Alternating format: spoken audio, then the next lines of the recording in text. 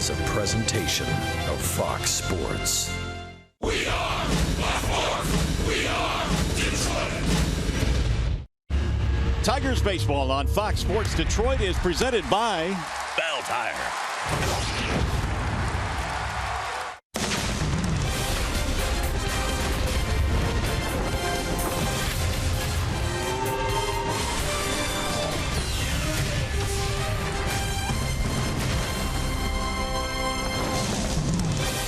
Well, don't look down, but the league's top hitter resides right in the middle of the Tigers lineup. Nick Castellanos leads the American League with a .361 batting average, and he'll bring the Tigers into Cleveland tonight as we welcome you to Progressive Field. Game 1 in the series featuring the Tigers and the Cleveland Indians. Hi again, everyone, and welcome to Tigers Baseball. Mario and Pemba alongside Rod Allen. Glad to have you with us for the first game in this series. Big news today for the Tigers. James McCann, Rod, comes off the disabled list, and it's good to see him back in the clubhouse. It really is. It's good to have one of their leaders back. Their catcher in the second year was off to a pretty good start. Jared Saltalamacchia did outstanding work in the absence of James McCann, and now with McCann coming back, it only adds depth to that catching position. All right, now he will join a lineup that at least in the last week has come on immensely. The last time we saw the Indians, the offense was sleeping, but not anymore. The offense has been bananas in the last 7. Take a look at the numbers all the way up from the left side in the previous 17. 311, 361 is the on-base percentage. The slugging percentage is way up, and they're averaging over 6 runs per game. And of course, when you are able to have that kind of offense and you get the kind of pitching they've gotten from the starters in the bullpen, you're going to run off a bunch of games in a row. How about Victor Martinez, man? This guy's been going off. He had a great week last week, player of the week, and all of a sudden he's healthy now and driving the baseball. Well, this guy's a pure hitter anyway. This guy won batting titles in the minor leagues before he even came to the big leagues. He's a career 300 from both sides of the dish, and his damage that he did last week was amazing. He hit over 500 with 8 extra base hits, and he drove in 8. He was 9 for 13 in the just completed series in Minnesota. And then you add in the fact that Mario, he started his major league career in this ballpark. His career batting average right here is over 300, and he's hit 51 home runs, more home runs than he's hit in any other ballpark. So look out for Victor to get loose again today. All right, now the Tigers facing Josh Tomlin again tonight. The last 2 times they have seen him, not so good. Tomlin's been awfully good against the Tigers lineup. What has he done? You know, I was talking to Ian Kinsler today, and he says they have just left the strike zone way too often against Tomlin. He never really gives you anything to hit, and here's the indication of that. He disguises all of his balls down at the knees, and when you take your swing, the balls fall out of the strike zone. Ian said they will be much more patient today. They will try to drive some balls the other way. They will force Tomlin into getting the ball over the plate and throwing them some strikes because he's really had their number. And also, we talked about this the other day. They saw Ricky Nolasco on Sunday in Minnesota, and these 2 pitchers are similar, Tomlin and Nolasco. Hopefully they're ready for Tomlin here tonight. All right, after a short break, we'll send you back to the Call Sam Studios. Check in with Justin White. Coming up in this one tonight, Justin Verlander is on the mound, back on the field where he made his major league debut in '05. Tigers, Indians, Game 1 next.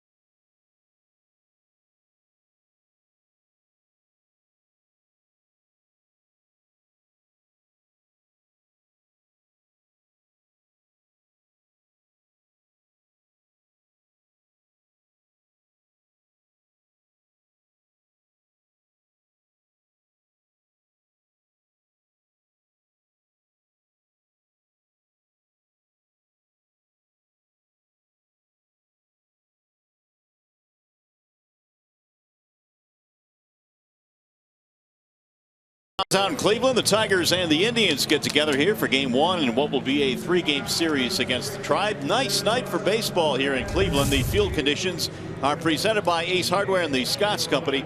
53 degrees, a little bit cool, but there is plenty of sunshine here. Mostly clear tonight. Lights have been turned on, and we have just absolutely beautiful weather for game one in this series. The Tigers, well, the offense has been really going well.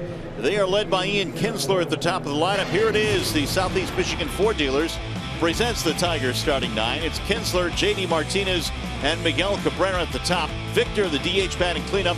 Justin Upton is in left. Nick Castellanos at third. Go to see James McCann back in the lineup. He'll do the catching. Ghosts and Iglesias will round it out for the Tigers, and they are facing the right-hander Josh Tomlin. And Tomlin's kind of had his way against the Tigers the last couple of times that he has seen them, but as you can see by his numbers, he's off to a really nice start this year. A 3-0 with a 3.18 earned run average. His whip is under 1, 11 strikeouts, 2 base on balls.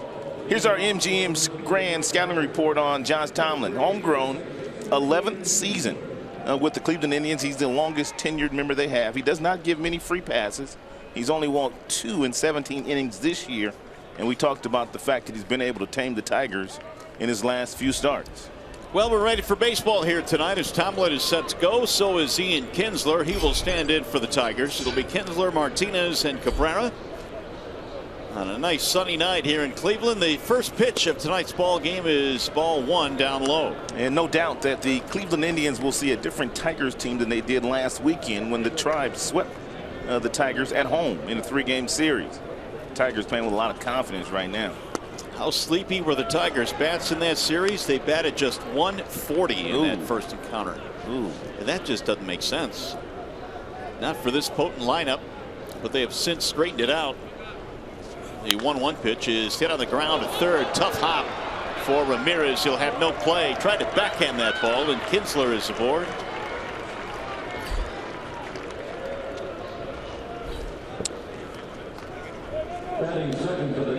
Let's set the Cleveland Indians defensive alignment for you. It is brought to you by Tim Hortons. You've got Brantley back in there. He spent some time on the disabled list. Naquin in center field, Bird in right, Ramirez, Lindor, Kipnis, Napoli in the infield, and Gomes, the catcher. This ball just about undressed the youngster down there, Ramirez. He played it the only way that he could, tried to knock it down, but Ian Kinsler, way too much speed, gets an infield single. Good to see, because Kinsler really struggled in that series against Minnesota. Hopefully he'll get it going here against the Indians. J.D. Martinez stands in, batting .275. He's had 3 hits and 11 at-bats against Tomlin career. Huge hole on the right side of the infield for J.D. Martinez with Kipnis. The second baseman directly behind the bag. Ramirez will fire to second. There's one. The relay not in time. A fielder's choice as J.D. beats it out. 1 on, 1 out.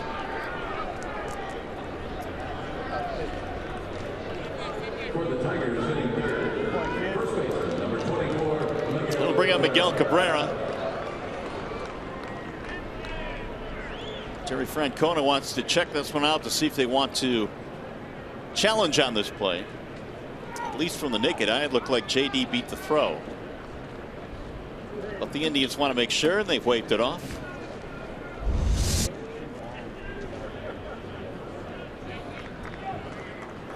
Clearly beat the throw, so J.D. is on with 1 out for Cabrera. Miggy has hit safely in his last 7 consecutive games, batting .266.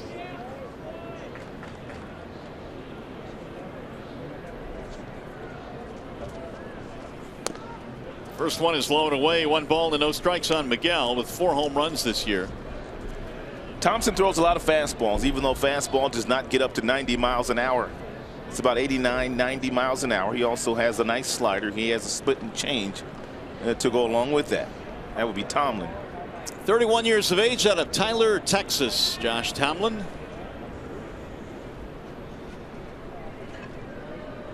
Now the 1-0, and it's a little bit outside. 2 balls and no strikes. So far so good for Miguel, laying off a couple of borderline pitches on the outside part of home plate. And that's the way that Tomlin has pitched the Tigers in the last couple of times he's gone up against them. Lots of fastballs away, lots of cutters away, and then a combination of breaking balls and that split finger slash changeup that he likes to work outside with as well. Now the 2-0. Mickey Callaway, the Indians pitching coach, was saying really in his last 2 times out, especially the last start he made against the Tigers, Tomlin executed the game plan about as good as he possibly can. And that's why he was able to weave through that Tigers lineup with very little trouble. The Indians got really good pitching in that 3-game series in the sweep of the Tigers. 2-1 on Miguel, just underway here in Cleveland tonight. Game 1 of a 3-game set.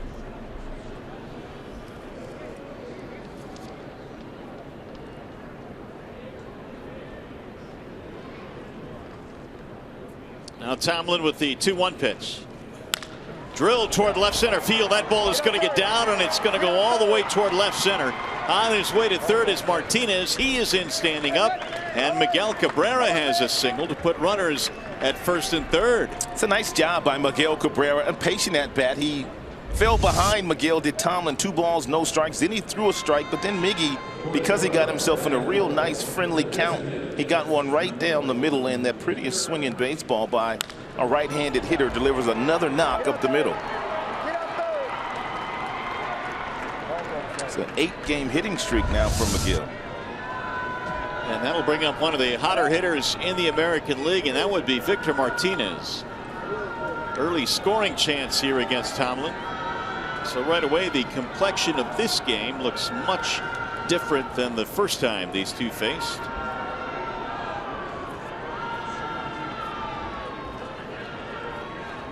Victor Martinez has hit safely in his last 3, was 9 for 13 against the Minnesota Twins in that series.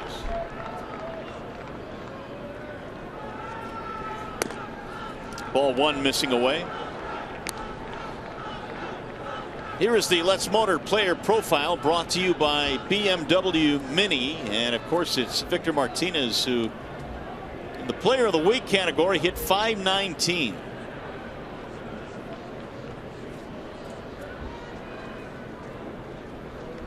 Now the 1-0.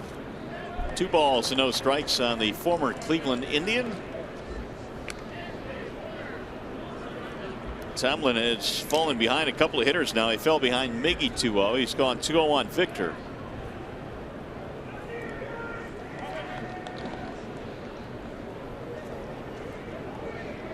Yan Gomes flashing the signs behind the plate.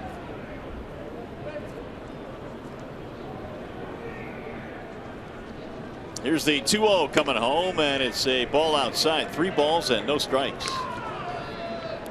Justin Upton waiting on deck. Victor has the green light if he wants to swing 3-0.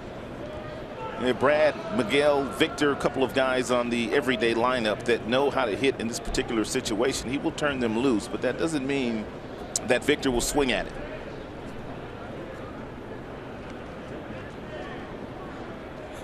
And he'll take, it's a strike on the outer edge, 3-1.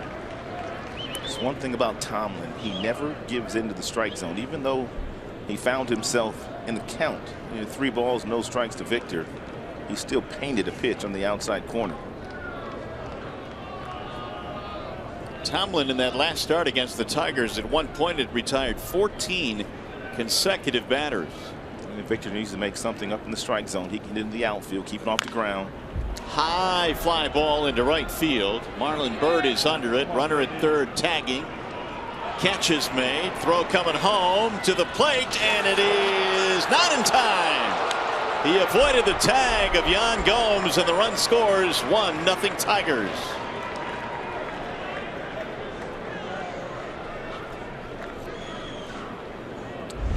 You knew it was going to be a very close play because Byrd, when he caught that ball, was very shallow in right field, and just a nice slide by J.D. Martinez, tagging the plate with the left hand, getting around the tag of the catcher, Yan Gomes. That is the 19th RBI of the year now for Victor Martinez, just eluding the tag of Gomes. And a couple of really patient at-bats in this inning, one by Miguel Cabrera and then another one by Victor Martinez, and both making Tomlin get the ball to the strike zone. Well, the Indians are going to challenge this. So for the time being, it's 1-0 Tigers. Ladies and gentlemen, that previous play is now under review. The Indians are challenging the ruling on the field. Crew chief is Jerry Meals with the glasses on there, as the home plate umpire Chris Conroy also in on the conversation. They take a look at this play in New York.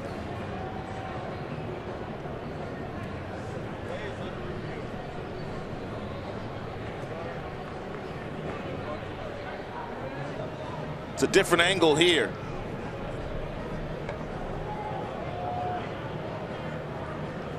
I don't know if you can really tell from that particular angle if that's the angle that the Indians are looking at. What did you think? I have seen nothing, Rod, right now that is definitive. So in that respect, I don't think they changed the call here, but we'll see. Here's a lower angle. See if this tells us anything.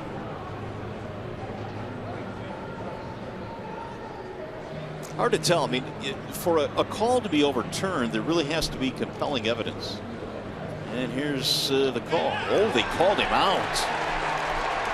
Wow.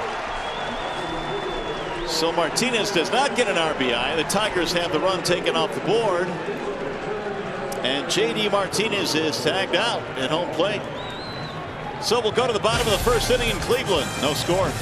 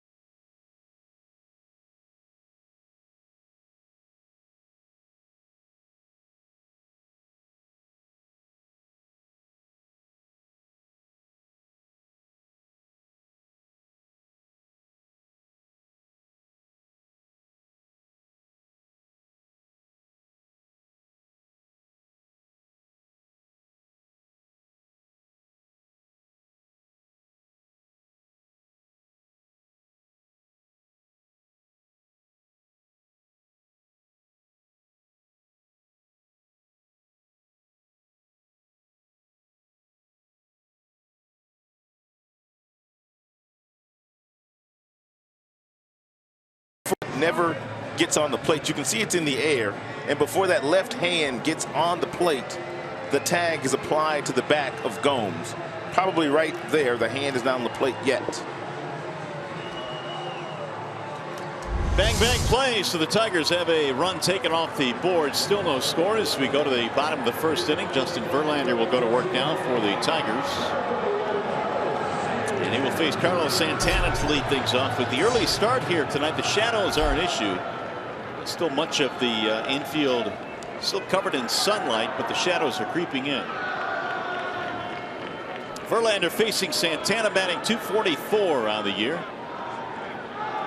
And the first one is in for a strike, 0-1. Santana had 11 hits on their recently finished road trip. He scored 6 times.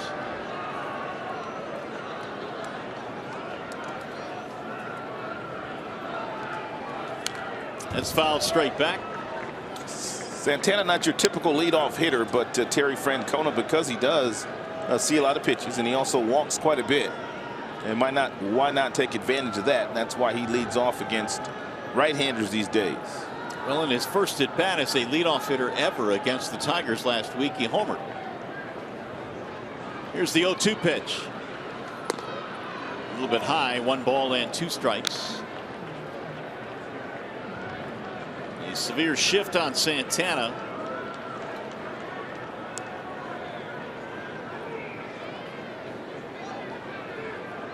Here's the 1-2. And it's low. 2 balls and 2 strikes. Santana has not hit for much average against Verlander, but he has hit 7 home runs against Justin. And the 7 home runs more than he's hit against any other pitcher. Jim Thome has 7 as well.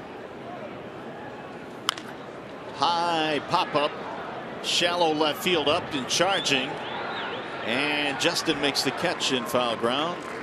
1 away. Here is the lineup for the Cleveland Indians, presented by the Metro Detroit Chevy dealers. You saw Santana there.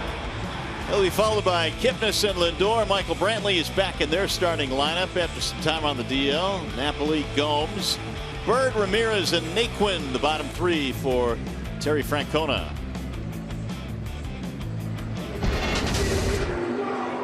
So here is Jason Kipnis batting .261. 3 home runs on the year. He's knocked in 13.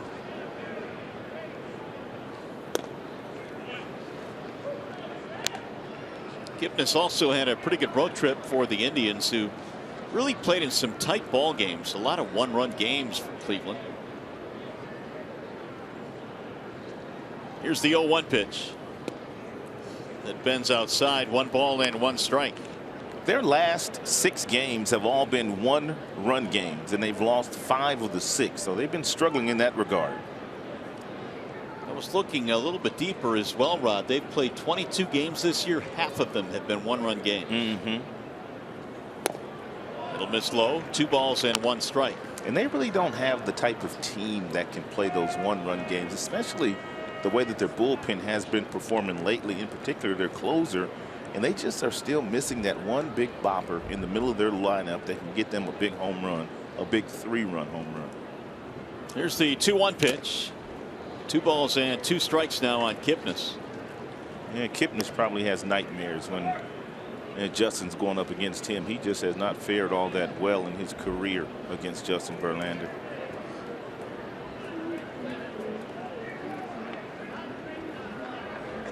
Two balls and 2 strikes.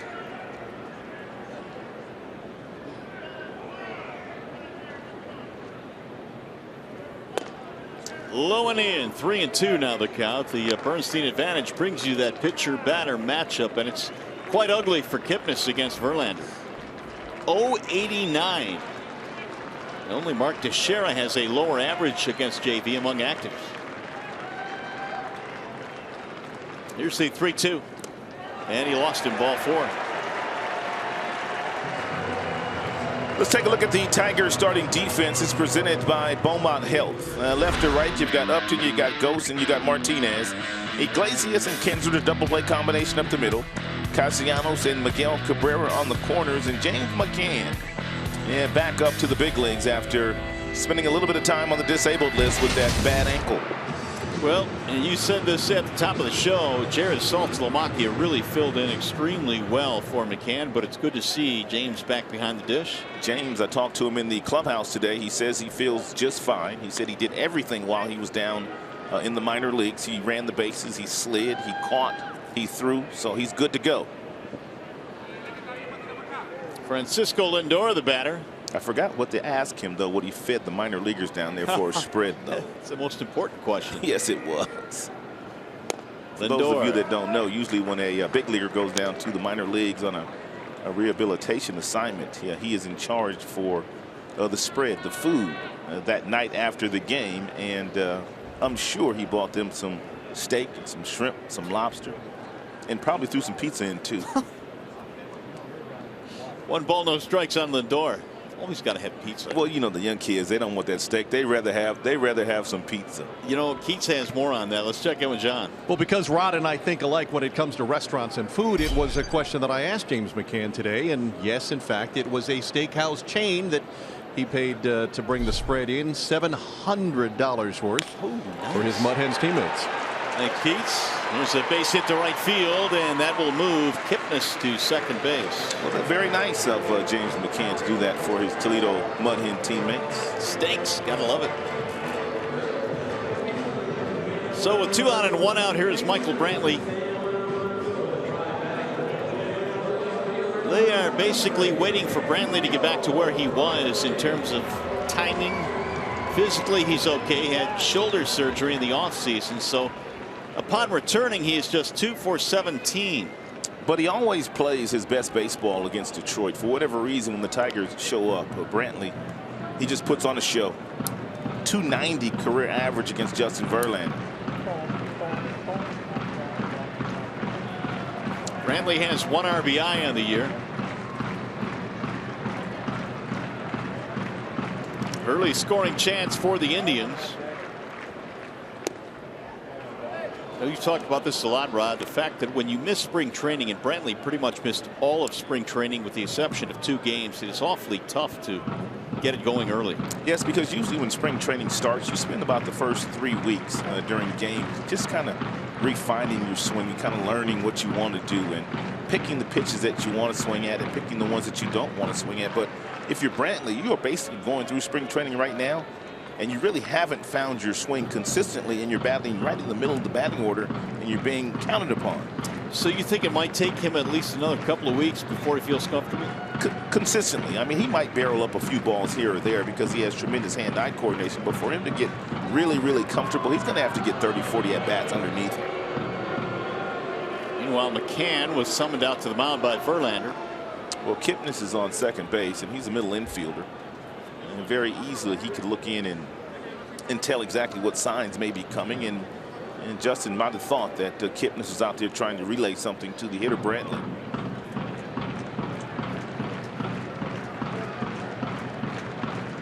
Now the 0-1. That'll bounce in. McCann able to stop it. 1 ball and 1 strike. It's a real nice block here by McCann. He knew the breaking ball was coming, so he knew more than likely if he missed, he was going to miss to his right. So he shuffles his body ever so slightly, and then he just takes the glove and he treats it like it's a pancake glove and just shuffles the ball right in front of him. Real nice job there by McCann. Well, keep in mind that Verlander this year has thrown to 3 different catchers, including McCann and Jared Saltalamacchia and Bobby Wilson, who today was dealt back to the Texas Rangers as McCann was activated. Here's the 1-1 pitch. Little pop-up foul back out of play.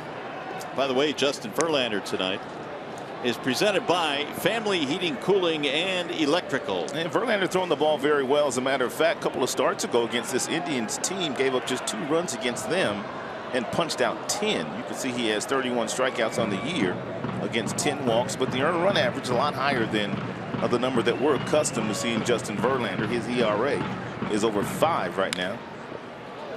Pop up third base side. Castellanos on the charge, not going to be able to get there in foul ground. And Verlander these days throwing a lot more fastballs, a lot more four-seam fastballs up in the strike zone, even though the velocity is right around 92 to 94, an occasional 96. But he's throwing his slider nearly 20% of the time these days. So a lot of confidence in that slider for Justin Verlander. Did you hear the news on JB, though? He's engaged. The big news on JB. He's engaged. 1 ball and 2 strikes on Michael Brantley. Another foul back out of play. 1-2 the count stays. You give him any advice today? No. Last thing he needs is advice from me. How about you? No, I didn't give him none. You've been at it for a long time, years. 25 That's this year. a long time, man. Yeah. You can give some advice when you've been in it that long. You're doing something right. Well, I give him my best shot. It's more like my wife puts up with me more than anything right that I'm doing. The 1-2 again is high. 2 balls and 2 strikes. You've been at it for quite a while. 30. Too. 30. 30. As she likes to say, 130 though. Is that what it feels like?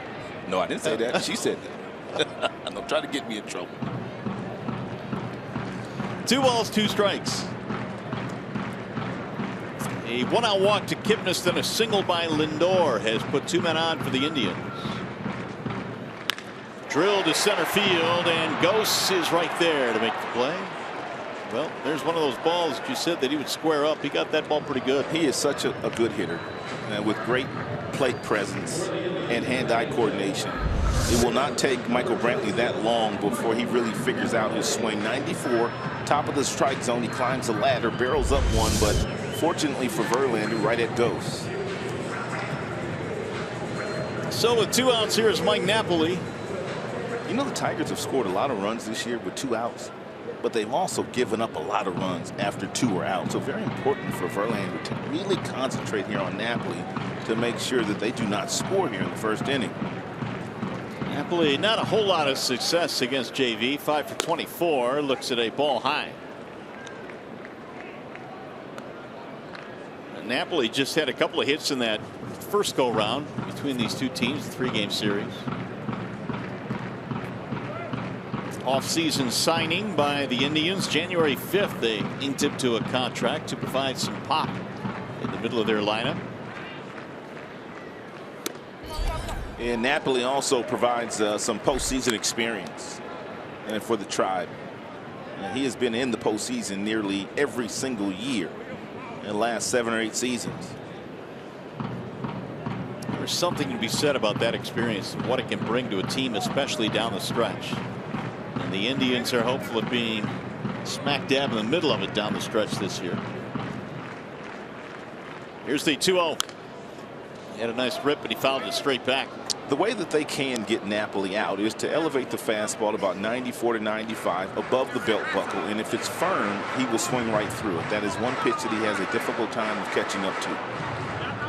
And he can throw that pitch at the top of the strike zone right here if he chooses to do so in the 2-1 count. Napoli is such an aggressive hitter, more than likely he swings at it.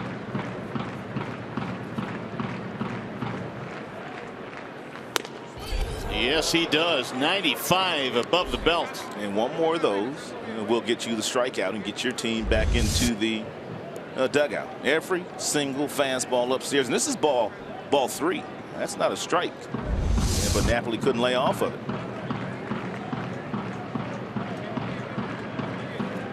2-2 on Napoli.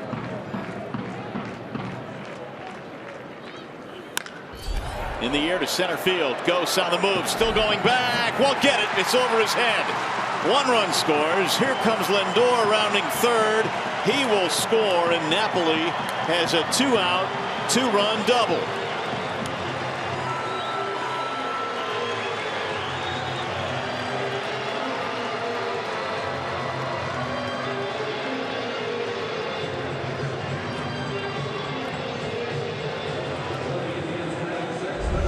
Here's the previous fastball, 2-1 fastball upstairs, and you can see the location. He swung right through it. They come back with the next fastball, 2-2, and this one is not as high.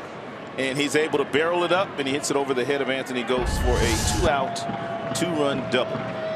You could just see that ball jump off the bat at Napoli, and you could tell it was going to head over the head of Ghosts in center field, and 2 runs are in. As you mentioned, the Tigers again giving up some 2-out runs. That's why the game is such a difficult game, because Verlander knows exactly where he wants to go with that fastball. He knows where he wants to go with it, but sometimes you just cannot execute it. Now Yan Gomes will try and drive in a 2-out run. Gomes batting just .188.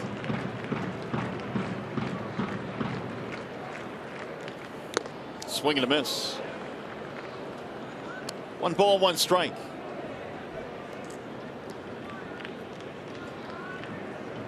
Three home runs this year, and good numbers career against Verlander. .308 lifetime.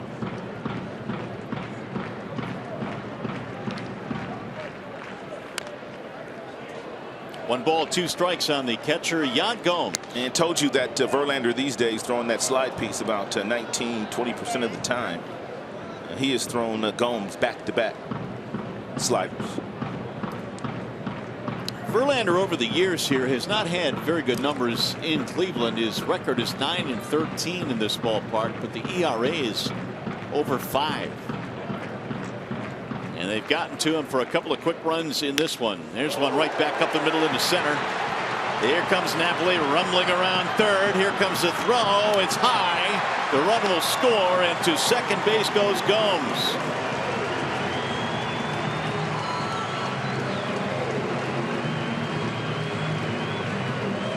He got ahead of Yan Gomes with a couple of breaking balls, and he came back with that same breaking ball, but he left this one up.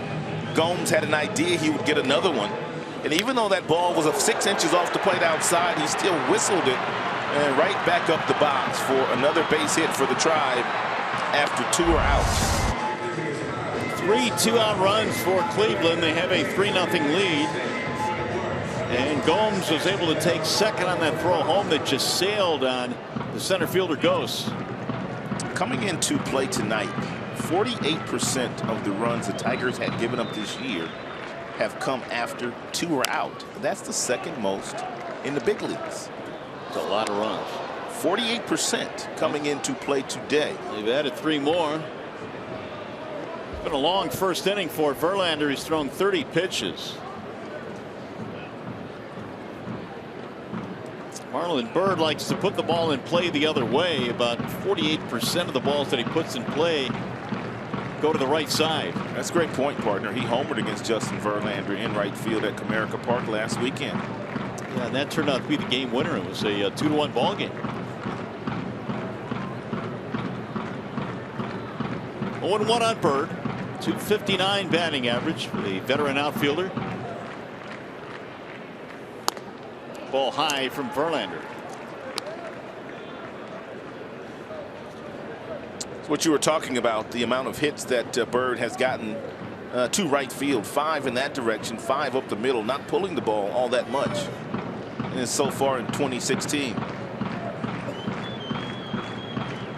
The 1-1.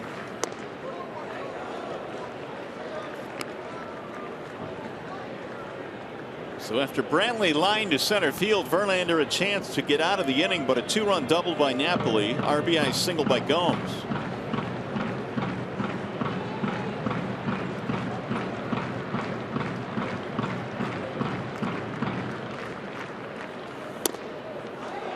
It's ball 3.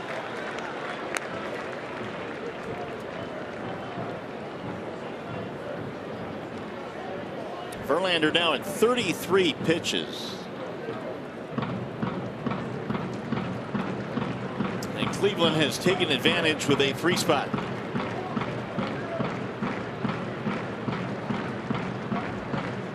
Here's the 3-1. 3-2 now on Marlon Byrd, who was signed very late in spring training. In fact, March 18th, they signed him to a minor league deal with a chance to come to big league camp, and he made the ball club. He's been a pretty good run producer in his career. He's been one of their best hitters with runners in scoring position this season. And on his hands that time, fouled it straight back.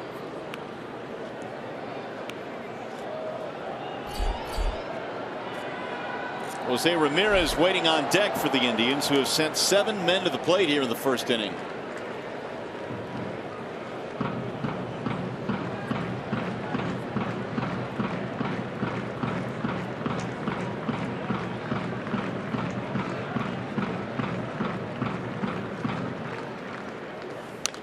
Another foul back out of play, so they continue to battle here against Verlander. And Verlander getting a little frustrated out there. He's made 6 starts this year, and he's given up 8 runs in the first frame.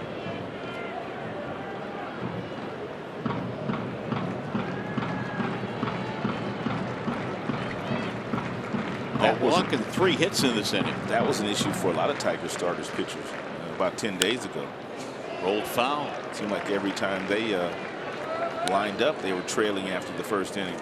Yeah, the numbers have leveled off a little bit, but for a while there, the Tigers have been badly outscored in the first inning. They now have kind of tightened it up a little bit, but still 17-11 coming in. Now 20-11. They've been outscored in the first inning.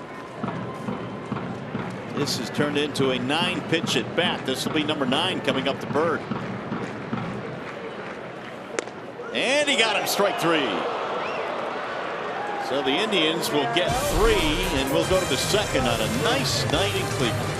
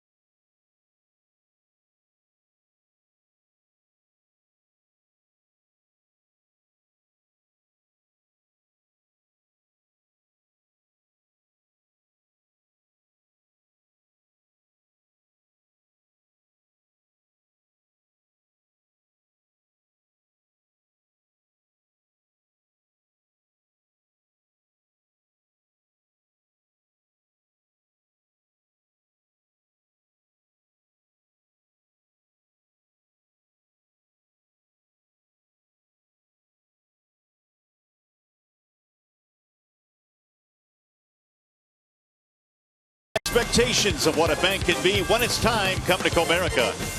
Dodge, come discover great deals during the Dodge Drive and Discover events. And by Kroger.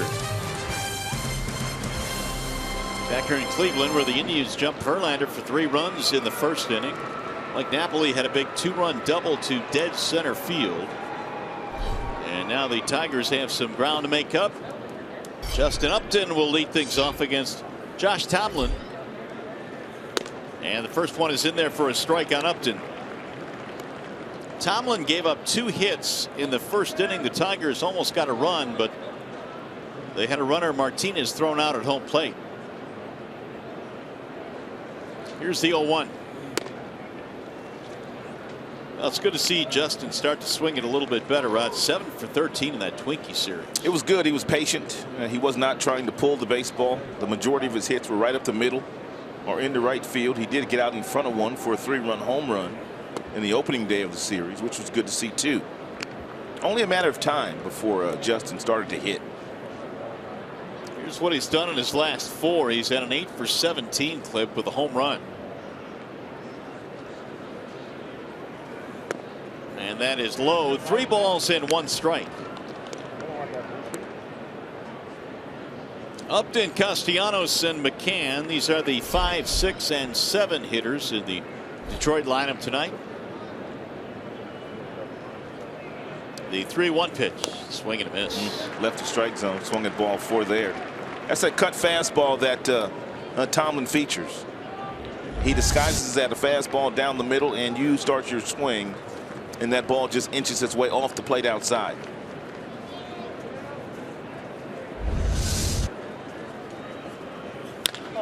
Pulled on the ground. Diving stop it short by Lindor. What a play and a 1-hop throw to get it.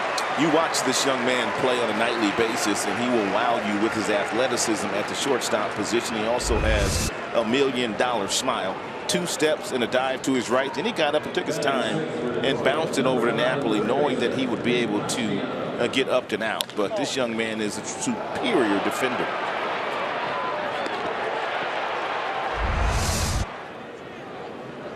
Well, one of the finest. He finished 2nd in the Rookie of the Year voting last year. He can do it on both sides. He can hit, and boy, can he play some defense. Yeah, he can fill up the stat sheet for sure. Here is Castellanos, the top hitter in the American League. What a month of April it was for Nick. Castellanos at 361. He's hit safely in his last 5. He's also killing right-handed starters this year, right-handed pitchers for that matter. His batting average is .415 against right-handers, which is the best in the American League.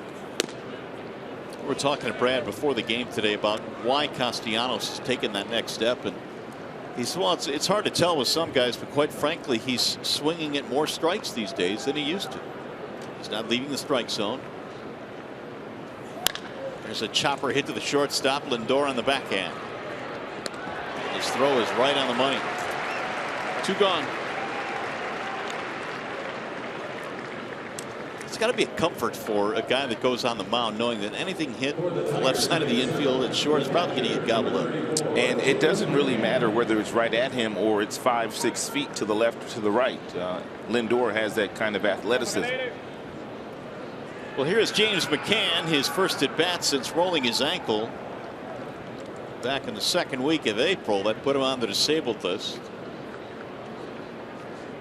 And while his numbers at Toledo on his rehab start were not good offensively, he did have some really good at bats in his last few. In fact, Lloyd McClendon, the Tigers Toledo's AAA manager, was saying that McCann hit some balls that maybe on another night would have left the ballpark. So his swings were pretty good. That one Dobson for a strike, 0-2. That's one thing when a guy like McCann goes down to the minors for a rehab assignment. You're not necessarily concerned about their numbers from an offensive standpoint. You just want to make sure they're sound, they're healthy, and so you can call them back up to the big leagues.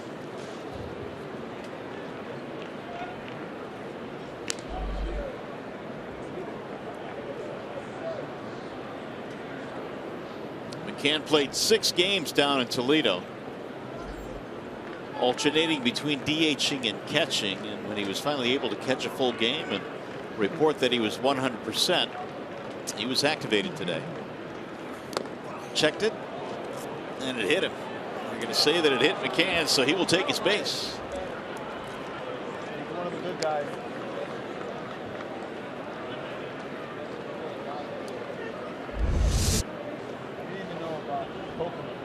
For the Tigers, batting in number 12, center fielder Anthony Joy. Barely got that forearm, and so McCann is down at first, and for Tomlin, he had him down 0-2. Here's Anthony Gose. Maybe on a smaller level, Gose has begun to swing the bat a lot better as well. He had some really good ABs in that Minnesota series. It was 3 for 10.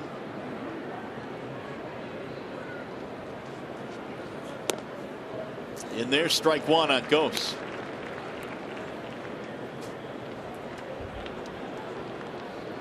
Tigers really without a backup center fielder right now. When Tyler Collins was sent down, pretty much left Gose out in center field. In a pinch, they could play Romine, they could play Upton.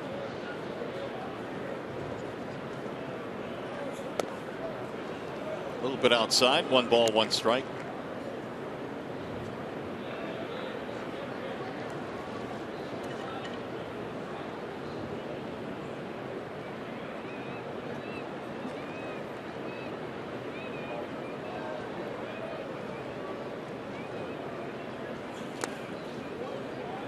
Two and 1. Indians swept the Tigers, as you know, at Comerica Park last week, but after that they really struggled. In fact, they lost 5 of the next 6 on the road trip. And those 5 losses, 3 of those were walk-off losses. And here's that breakdown, and you see the team ERA was much higher because they pitched so well in Detroit. On the outer edge, a strike, 2-2. And Tomlin going to get the benefit of the doubt because he's always around the strike zone. And that ball might have been a couple of inches off the plate, but he was given the strike call by Chris Conroy, the home plate umpire this evening. Here's the 2-2 swing and a miss. Gose is out on strikes, and the inning is over. No runs, a hit batter, and 1 left.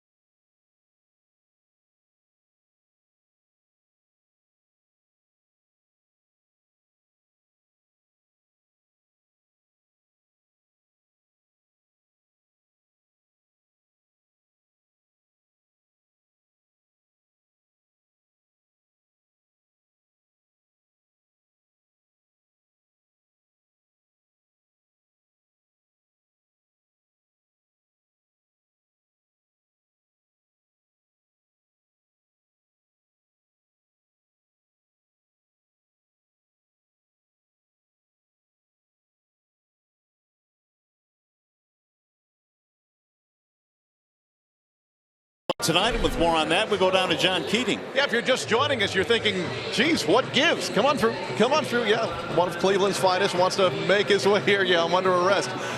It's an idea that the Indians came up with last year, school nights and all. So in April and May and even into June, there'll be a dozen nights where they'll start at 6 o'clock. So make your plans. Mark it on your calendar. The next 3 nights will start at 6 o'clock. It's dinner with Mario and Rod. And Who wouldn't love that? And Keats, another hour for you to have another soda pop, I would think. I don't know what you're talking about. I have no idea whatsoever what you're talking about, Maureen. All right, Keats, thanks. Here is Jose Ramirez, who will get things started here in the second. It'll be Ramirez, Naquin, and Santana. Verlander had that really long first inning and gave up 3 runs. 38 pitch first inning. Right back up the middle and into center field, right by Verlander. Ramirez on with a leadoff single. For the Indians, batting ninth, the center fielder, number 30, Tyler Naquin. And bring in Tyler Naquin. In that first inning, Verlander had just 1 swing and miss, and that was that high fastball that Napoli chased before he doubled over the center fielder's head. He's had a difficult time against Cleveland the last couple of years. He hasn't beaten them since 2014. And this was a team where there was about a stretch of when Verlander was going really good, and he was absolutely dominant against Cleveland. Naquin busted foul.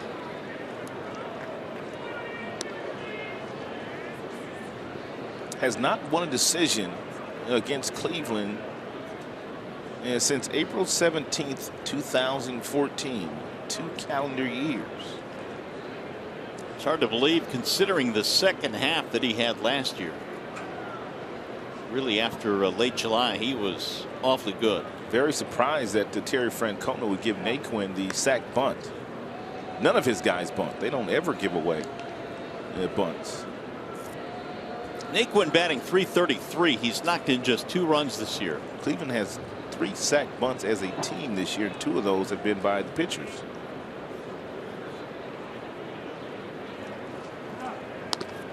Another throw back. Ramirez back in there.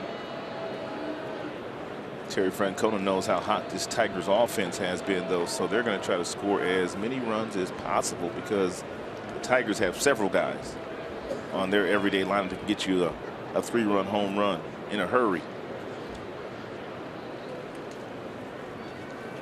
Pitch out, nothing doing though. Might be one of the first pitch outs we've seen this year, at least the first one I've seen this year. I don't remember another one either. I think that might be their first.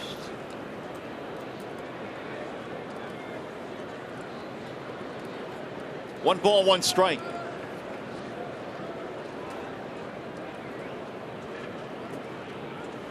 No sign of bunt for Naquin. Hits a hard grounder to second. Kinsler, Iglesias, and a pick at first by Miggy for the double play. Nicely done all the way around.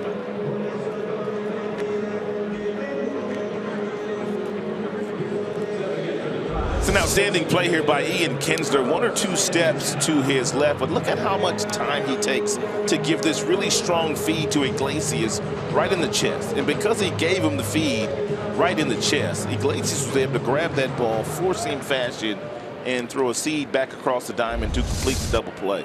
It's a nice play. 2 out now for Santana. And boy, did Verlander need that. Yeah, it was starting to look like it might be another very long half inning for JV, but the double play quickly turned the tide.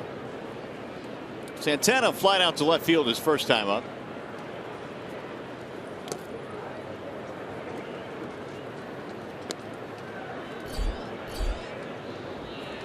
.45 total thrown by Justin. He had 28 strikes, 17 balls.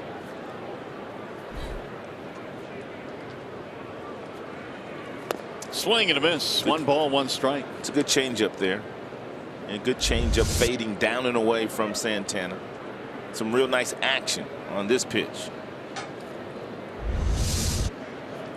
Verlander has 5 strikeouts, or has 1 strikeout, 5 shy now of moving up on the Tigers list. There's a wave and a miss. Ooh, back-to-back change pieces. He wouldn't throw 3 in a row, would he? You can see the grip. Circle change. Same kind of action as the previous pitch.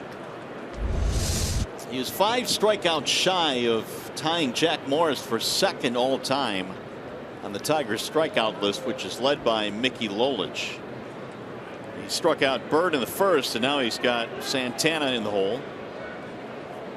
Going backdoor slider here. The 1-2 pitch is driven in the air to center. Ghost going back to the track. He is reaching for the wall and makes the catch. Had to take care of the Indians in the second.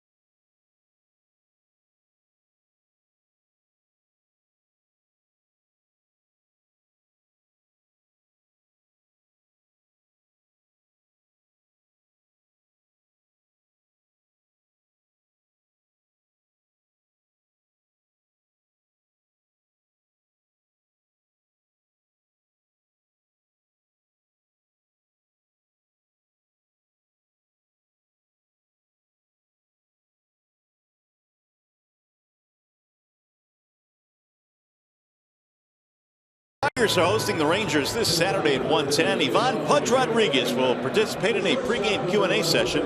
It's part of the season-long celebration of the 10th anniversary of the 06 AL champs. Visit Tigers.com or call 866-66-TIGER for ticket information.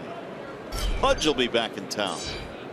Tomlin goes back to work and delivers ball 1 to Iglesias. And Pudge has to be coming up for the Hall of Fame vote here soon. Year or two. Yeah, he can't be that far away. No.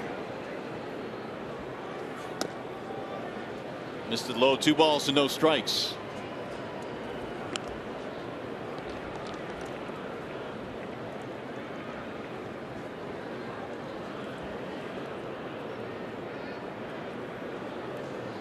Pudge's last year was 2011. So is it 5 years once you're out? Yeah. So he's eligible next year. Next year.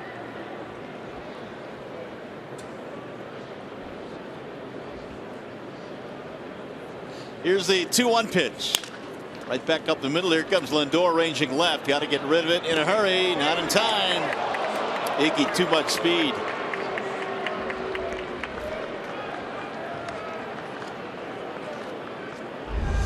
Once Iglesias hits that ball on the ground, he sniffs the base hit and he's able to get that right foot on the bag before the ball goes in the glove of Napoli.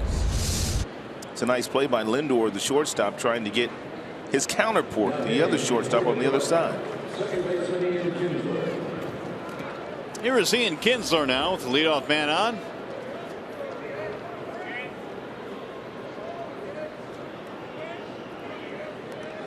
Kinsler had an infield hit in the first inning as well. A lot of ground balls in this game early on for Josh Tomlin. He works at the bottom of the strike zone. As a result, he does get a lot of ground balls. Also, first pitch strike on just about every single Tigers hitter. And a lot of the first pitches they've taken. That's one thing that we did talk about Tomlin at the top of the show, is the fact that he's always around the plate. Not an overpowering fastball by any means. It topped out, as a matter of fact, at 89 in his last start against the Tigers. Threw a lot of cutters in that game, mixed in a few curveballs.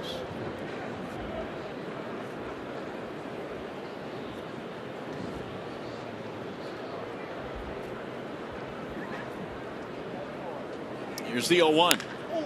Driven to center field. Naquin is on the move. He'll go to the warning track and make the catch. Iglesias tagging. Throw to second, not in time. Nice move up there by Iglesias. Outstanding job here. Iglesias went about 3, 4, 6, 7 steps towards second base. He realized that Naquin in center field was going to make the play. So he hustles back to first base. He tags up and then he's able to get to second base. It's an outstanding job of base running. That'll put him into scoring position now for J.D. Martinez.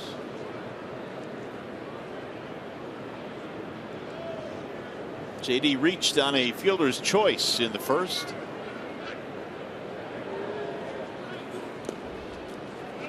Gomes able to keep it in front of him. J.D. came in with a really good batting average in this ballpark. .338 career at Progressive Field.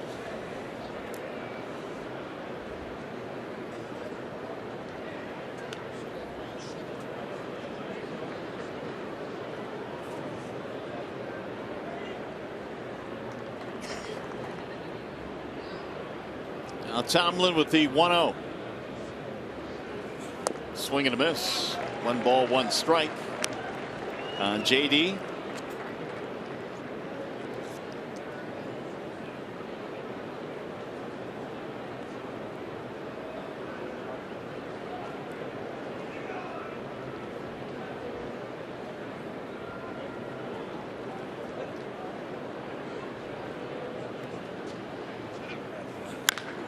High towering fly ball down the right field line, slicing and headed back to the seats a couple of rows deep out of the reach of Marlon Byrd. Byrd simply ran out of real estate there. 1 ball and 2 strikes on J.D. Martinez.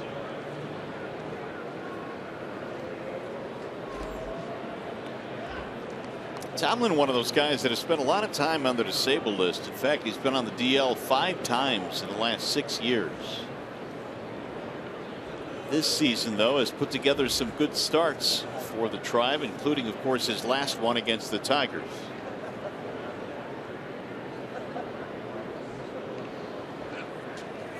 Swing and a miss. Got Martinez, and there are 2 gone. It's an 86-mile-per-hour fastball upstairs, led beautifully by the catcher Yan Gomes, who wants it upstairs. And the pitch is executed by Tomlin. He's able to throw it by J.D. at 86. Look at Gomes, the catcher. He wants it up.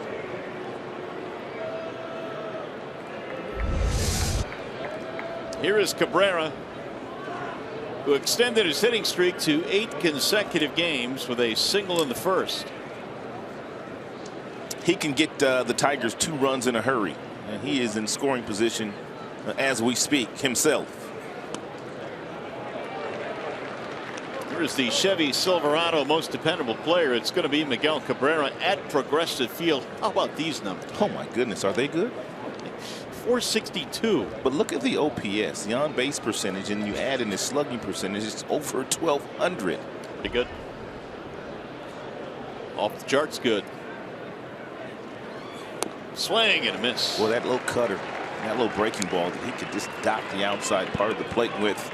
And so many of the Tigers we've watched in the last few starts that Tomlin has had against them, they just aren't picking it up. And they know they're going to get that pitch too.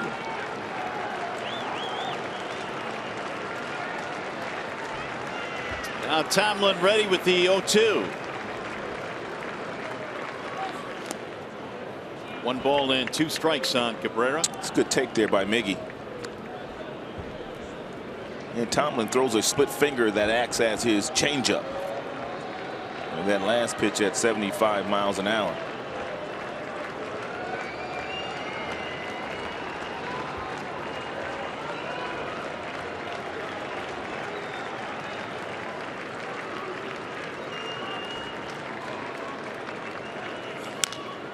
Fly ball in the air toward right center field.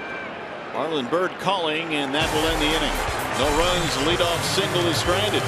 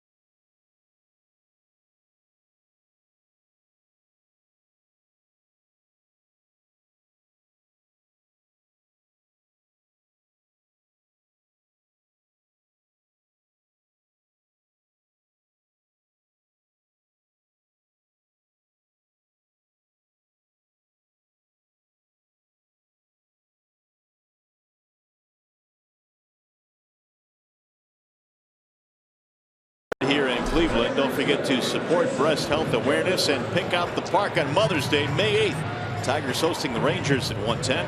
Get a ticket plus a special Pick Out the Park t-shirt by purchasing at tigers.com/pinkouts. Well, let's see what Verlander can do now here in the third. He had a 10-pitch second after throwing 38 pitches in the first. Yeah, he was helped out on that ground ball to Ian Kinsler off the bat of Naquin that Iglesias was able to turn over for a twin killing. Here is Kipnis to lead it off. Indians have 2, 3, and 4 coming up. Kipnis and then Lindor and then Brantley.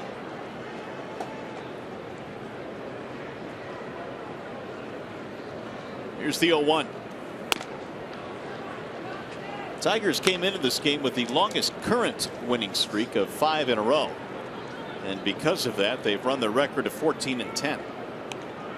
Second place in the Central. High pop up, shallow left. Here comes Upton. 1 out. They'll bring up Francisco Lindor. Those White Sox 18-8. All of a sudden, Rod, when you get to the month of May, it doesn't become, well, it's early still anymore. It becomes, this is a pretty good team. They've got something special going. They've got a few members in their starting rotation that are pitching well. Their bullpen has been locked down. Todd Frazier at third base has provided some power and some defense. And veteran Jimmy Rollins, they're a confident bunch right now. Here's Francisco Lindor, who singled and scored in the first. Lindor just continues to swing it against Tigers pitching. He was 5 for 11 in the first series. He grew up in Puerto Rico, and the reason why he wears number 12, that was Robbie Alomar's number. And Robbie Alomar, who was in the Hall of Fame, was one of the best two-way second basemen of our generation. What a special talent he was. And he played with Omar Vizquel, Tigers first base coach, for a long time right here in Cleveland. Well, what a duo that was. That's flared back out of play. They're both going to end up in the Hall of Fame. Omar's going to get to the Hall of Fame himself. 12 is also the reverse of a number that was worn by a great Puerto Rican and one of the greats of all times, Roberto Clemente. And Lindor has studied up plenty on Mr. Clemente. And for those of you that don't know this, Omar Vizquel wore number 13 as a player. And because he grew up idolizing Davey Concepcion, who was an outstanding shortstop that played on those really good Big Red and Sheen World Championship teams led by Sparky Anderson. Here's the 1-2. A little bit high. 2 balls, 2 strikes on Lindor. And Robbie Alomar was inducted into the Hall of Fame back in 2011. There's his brother Sandy over at first base. He's the first base coach here in Cleveland.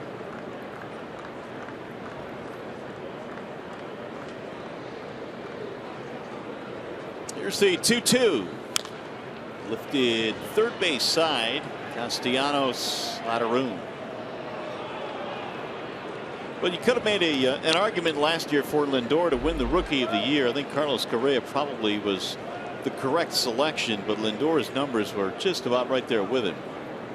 Well, one guy was playing on a team that got to the postseason. The other was playing on a team that was going home. But Lindor did play some fantastic baseball, but I think Correa just got a lot of the national attention.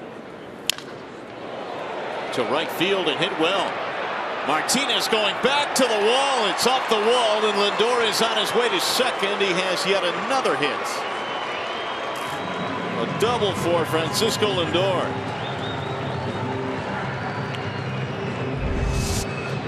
And Verlander threw him everything but the kitchen sink. You can see he throwing balls up and in, up and away, down and in, and down and away. He finally threw one down in the happy zone of Lindor. It was a breaking ball, and he hit it over the head of J.D. Martinez for an extra base hit.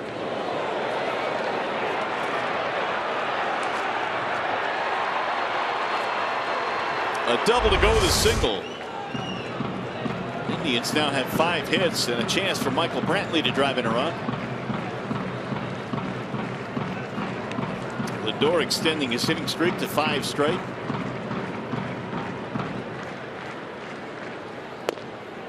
Strike called on Brantley. That's good fastball. Great location at 90 miles an hour on the black inside. Here, Brantley has that real simple approach. Not a lot of movement with that front leg. Good fastball there.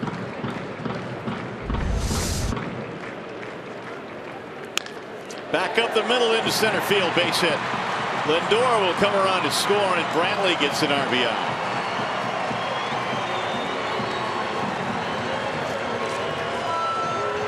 4-0 Cleveland.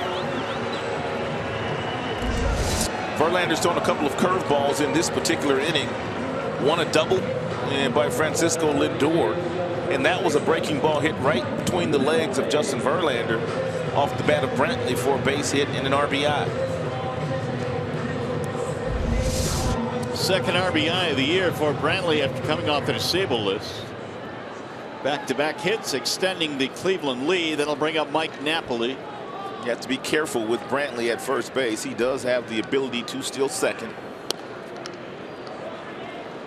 And the Indians have been a running team this year. They have 19 steals, and they've only been caught 6 times as a team.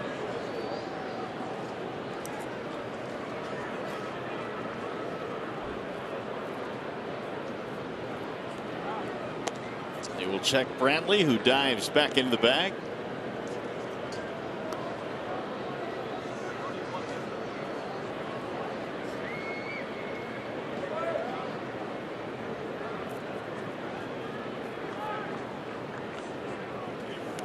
Way outside. McCann blocks it, but the runner will move up.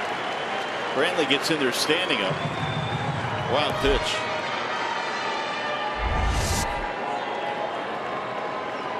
It's a slider that McCann gets over and gets in front of, but it goes right off the tip of the glove and bounces far enough from him, with Brantley getting that really good lead and good secondary walking lead to get to second. Meanwhile, 2-0 on Mike Napoli.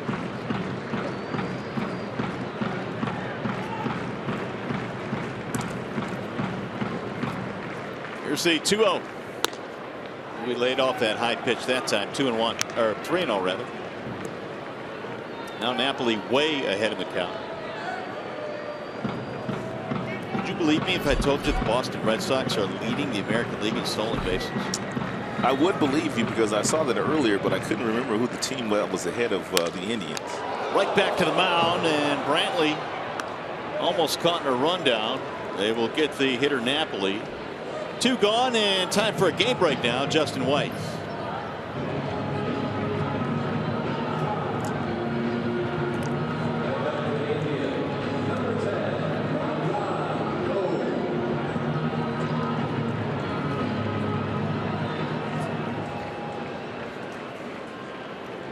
All right, Justin, the Rangers at 15-11 lead the way in the American League West. That Odor kid right now is playing some really good baseball. Yeah, he's a young guy we don't talk much about.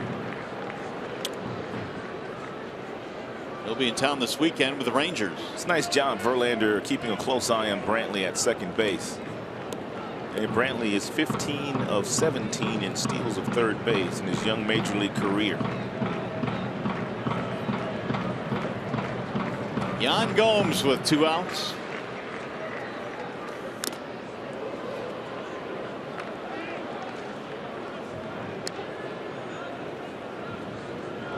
Chris Conroy had the mask knocked off behind home plate. Gomes had a single.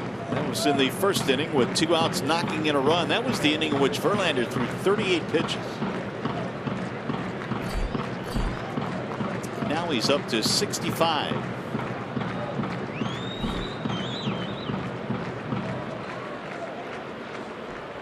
And both of these teams had the night off last night, so and both bullpens in great shape. And Brad's going to need his tonight. The 0-1. High fly ball. Center field, right it goes. And that'll take care of the Indians. They get another run, and they lead 4-0.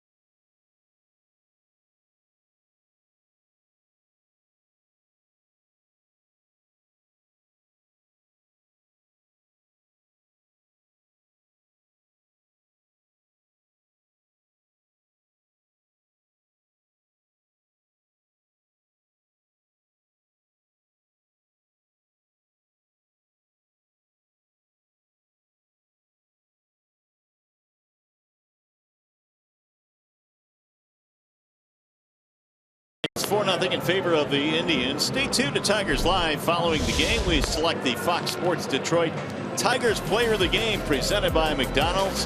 Stop by for your breakfast favorites, now being served all day. Now, what do you say the Tigers get back into this one? They're down 4-0. They'll have Martinez, Upton, Castellanos. They've had a couple of runners in scoring position in the game through the first 3 innings, but they have not been able to get any of them to touch home plate. It's hard to really figure out where the heart of the Tigers lineup is these days. I mean, it's gone so deep with Castellanos hitting so well, batting in the 6th spot. McCann is back in the lineup, but they've not been able to get to Tomlin yet tonight as Victor stands in. Flied out his first time up, and he'll look at strike 1. I ran into Jim Leland in the hotel restaurant this afternoon. He was in there having lunch, as I was at the same time, and he said that this is the best Tigers offense that he has seen since he's been associated with the team. So he feels like this 2016 team, from an offensive standpoint, is even better than some of the offenses that he had. Boy, that 2013 team was awfully good, and I mean, really, just about every year Jim was here, he had a great offense. He'll be here watching the team for the next 3 days. Get out. In on his hands, and that is going to be caught on a slide by Kipnis in short right field. Nice play.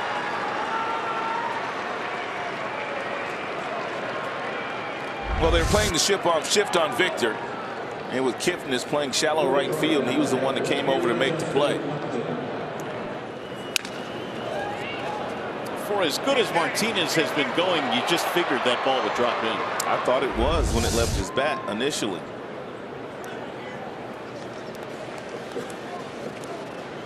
Here is Justin Upton.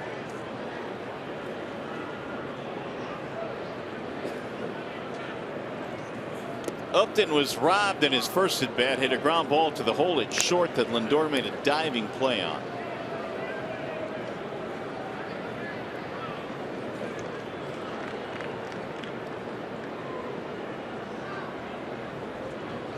Now the 1-0 pitch, drill to left field. That'll get down. There's a base hit for Upton. Here's our Comerica Bank game summary. Tigers nearly got on the board first with Martinez on third base. Victor lost one in the right field, but Bird threw out J.D. Martinez. It was a challenge, and the play was overturned after he was initially called safe. But then in the very first inning for the Tribe, they got on the board with a big knock by Napoli.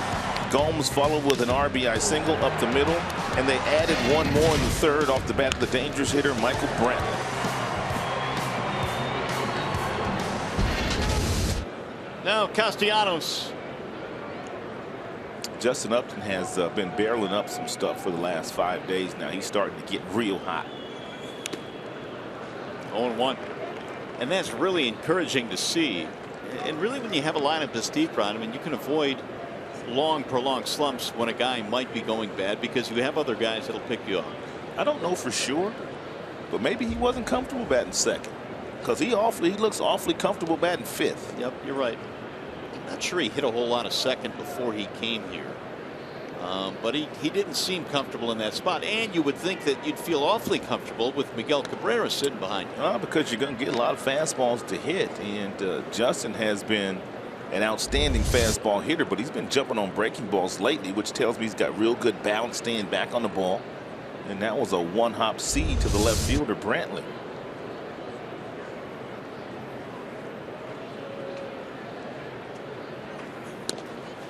Snap throw back to first. Oh, they got him. Outstanding throw by Yan Gomes. He's not afraid to throw it around either. Oh, he's got a hose now. The only one that can throw better than him in the American League is the kid Salvador Perez. This is a design play where he and Napoli, who was a former catcher, they already talked about the fact that they felt Upton was too aggressive with a secondary lead. So Napoli put on a sign, or either Gomes put on a sign, and then comes the pick, and they were able to execute it. No argument there from Justin either. He picked him clean. Castellanos hits a base hit to left. Right through the hole on the left side of the infield. A 2-out single for Nick.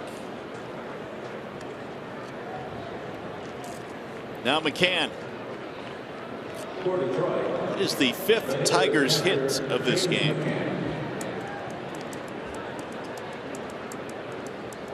Here's McCann, who was hit by a pitch with an 0-2 count his first time up.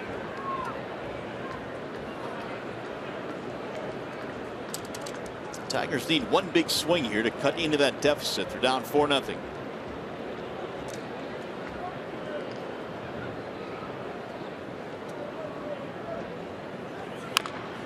McCann rolls it foul, 0-1. James went down April 11th. Has been on the disabled list since.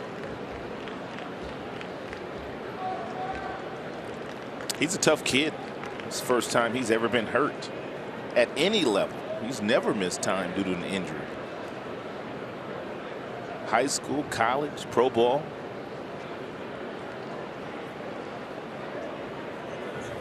Swing and a miss. That little cutter slash slider. It is a really good pitch for Tomlin.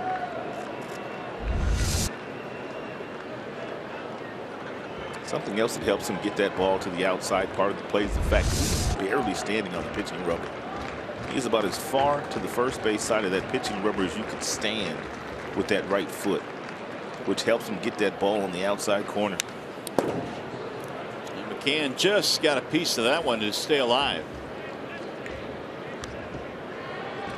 Tomlin has been able to sidestep some trouble in this game. Of course, he had the runner thrown out at the plate on the fly ball in the first inning. Hit a batter, no damage in the second. Gave up a single, no damage in the third. And Yan Gomes helped him out by picking a runner at first base in this inning.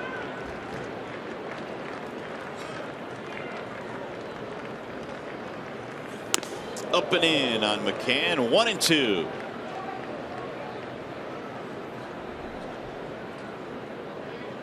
Yeah, well, you wonder if they'll throw another fastball here, because the one pitch that McCann is looking for now is another one of those cutters, breaking balls off the plate. And we'll see if they throw him another breaking ball. They set up inside and miss the target. 2 balls, 2 strikes. Yeah, he tried to throw the cut fastball inside to McCann that time.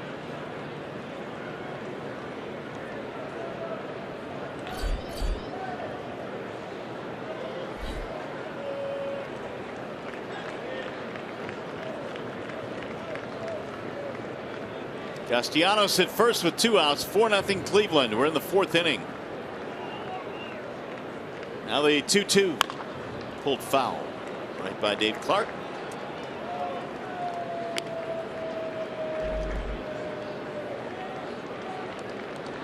Tomlin, despite his really good starts the last 2 times out against the Tigers, has an ERA of about 5.5 career. Boy, the last 2 have been awfully good. 31 years old, out of Tyler, Texas.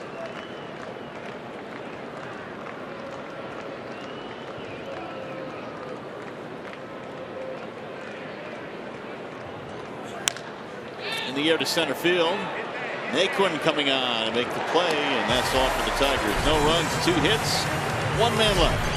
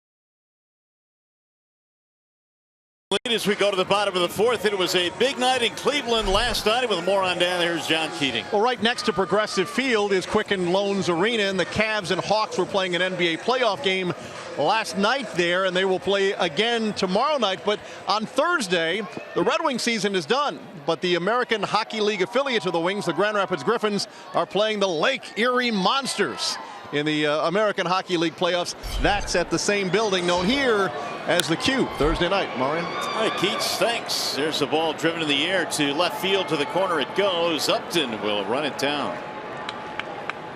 One away here in the fourth inning. Last night, boy, it was really hopping downtown. It really was. I had a chance to go to that game last night at Quicken Arena. It was quite an atmosphere. How did you end up with those tickets? This is a great story. I was in the workout room, and I offered the head coach of the Atlanta Hawks, along with one of the other gentlemen that were in there, tickets to our game. I said, if you want to see the best hitter in the game, Miguel Cabrera, I've got a couple of extra tickets. Be more than happy to give you guys a couple. We had talked the whole time we were working out, and I told them which room I was in. So then I get a call from them saying, we'd like to invite you to our game. Nice. So it kind of worked out. You never know when you do a nice gesture, you know? That's right. No balls and one strike on, or make it 0-2 on Jose Ramirez. So it turned out to be a real nice night. Mickey was there. Justin Verlander was there. Justin Upton, Kinsler. They were down there on that front row, though. I was going to say they probably had some really good seats. Yeah, they were down there on that front row. And you got yours from the head coach. They're nice seats. 2 up, 2 down here in the fourth inning. Verlander really in need of a quick inning. Coming into this inning, JV had just 3 swings and misses. He's gotten a couple of quick outs, and here's Tyler Naquin. That's unusual for Justin, because even though he does not have a 100-mile-per-hour fastball any longer, he still had been able to get quite a few swings and misses in his last couple of starts. 16 strikeouts in those 2 outings. You got Naquin to hit into a double play, a sharply hit ball to Kinsler. That was back in the second. That's in there, a strike call. Naquin, a rookie, getting an opportunity to play center field here with the Indians. He was a semifinalist for the Golden Spikes Award at Texas A&M. Now it's 0-2. He's not driven in many runs this year, only 2, but his average above 300.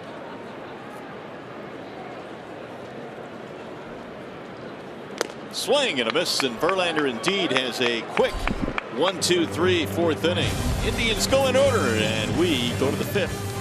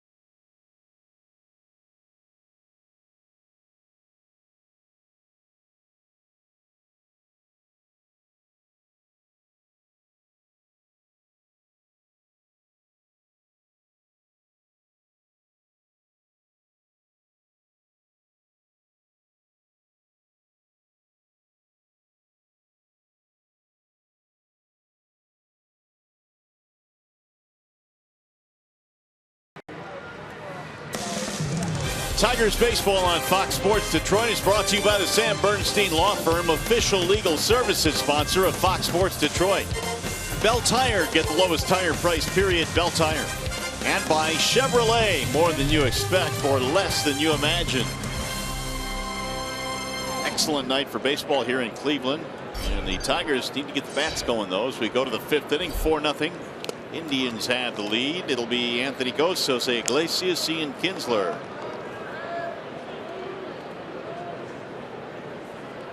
Gose in the ballgame, a strikeout. He's 0 for 1.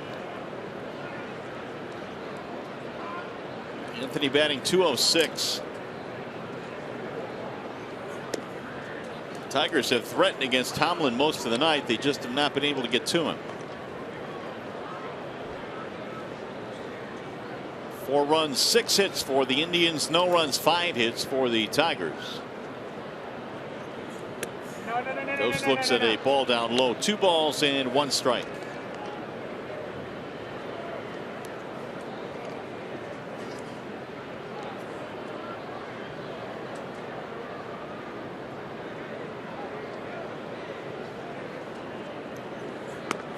And he missed again. 3-1.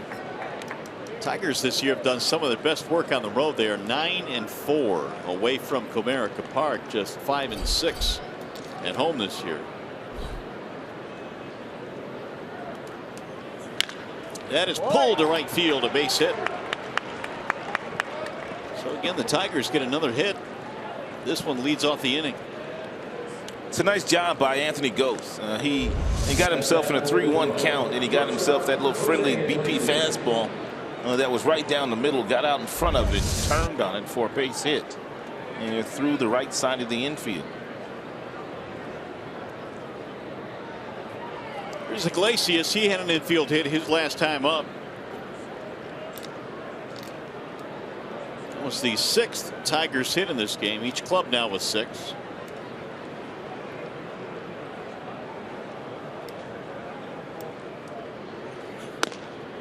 Ball 1 to Iglesias.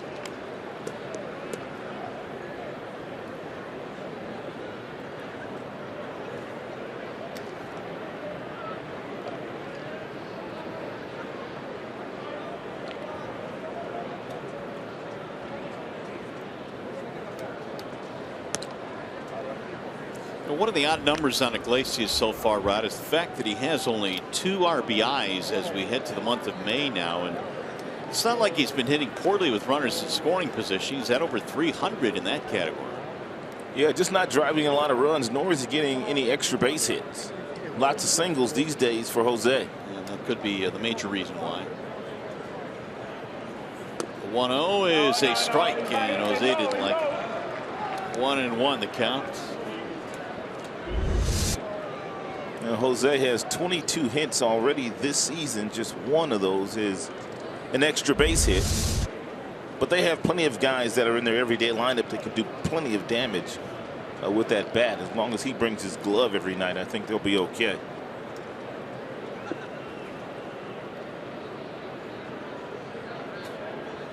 Ian Kinsler will be next. Tomlin's been walking a tightrope all night.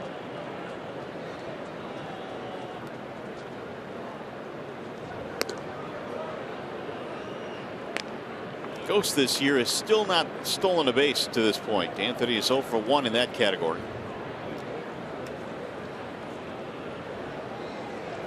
Tigers had a couple of pretty good base stealers last year in Rajay Davis and Gose. Rajay now plays with these Indians.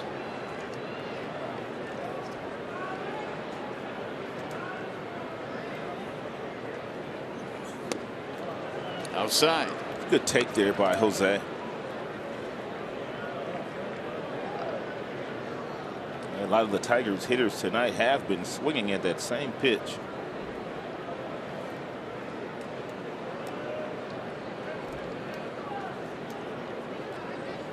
And very difficult to steal a base with Gomes behind the plate and the quickness of Tomlin getting the ball to Gomes. High fly ball toward left. Brantley coming over. Iglesias is out, 1 away. Ghost will retreat. Now back up to the top of the lineup, Ian Kinsler. Second baseman, Ian Kinsler. Kinsler is 1 for 2 an infield single. I don't know what the Twins did to slow him down, but they found a way to slow him down because he was one of the hottest Tigers hitters, but just 1 for 12 in that Twins series. Still second in the American League in runs scored with 21. There's the snap throw back to the bag. Ooh, that was close. Tigers have to be careful. You cannot venture off of first base very far because of the throwing ability of Yan Gomes.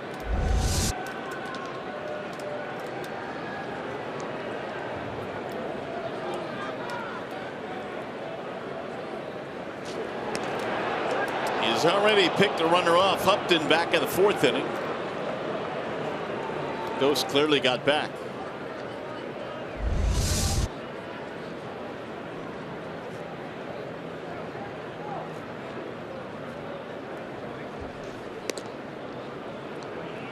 Anthony last year had 23 stolen bases. And take a look at these numbers. 3rd time through the batting order against Tomlin. 417. And they're about to enter the 3rd time through the batting order.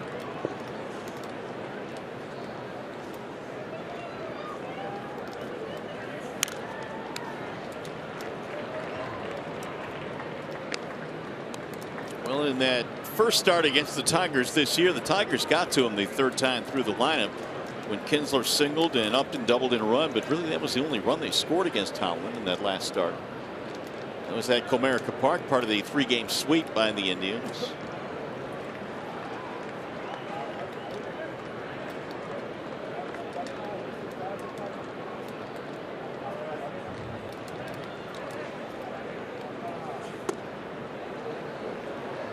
Two balls and 1 strike.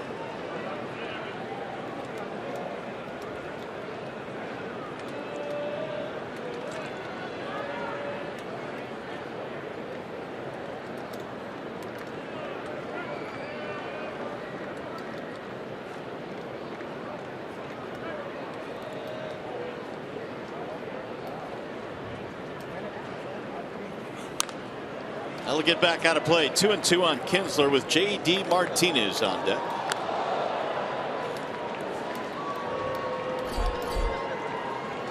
Tigers had 2 singles in the 1st. They had a single in the 3rd. They had 2 singles in the 4th. And a leadoff hitter here in the 5th to reach via the base hit.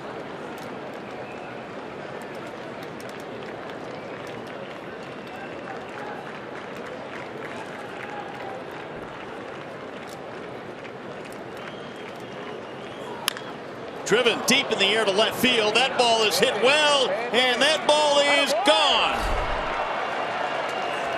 Ian Kinsler with a 2-run shot, and the Tigers get 2 back. That's exactly what the Tigers can do, and they can do it in a hurry because of some of the power that they have in their everyday lineup.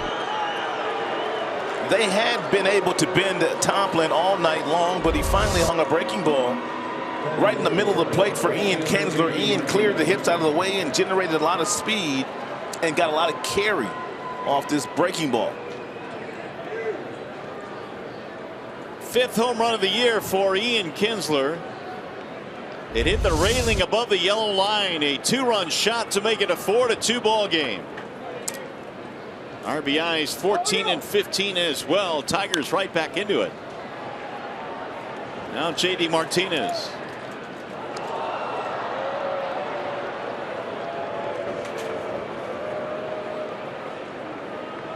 J.D. is 0 for 2.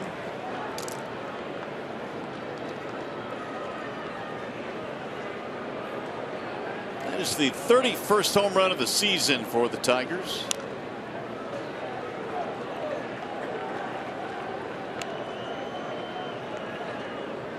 Orioles have hit 34, leading the American League.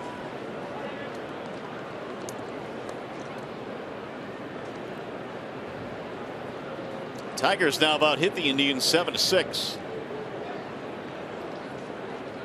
The 0-2 swing and a miss, and JD is out of there. 2 gone. Tomlin has another strikeout. That'll be his 3rd of the night. And it brings up Miguel Cabrera.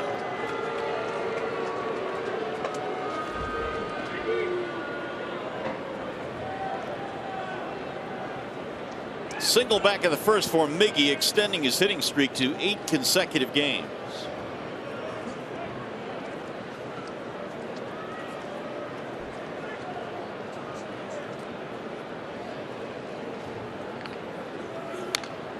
Fouled away 0-1.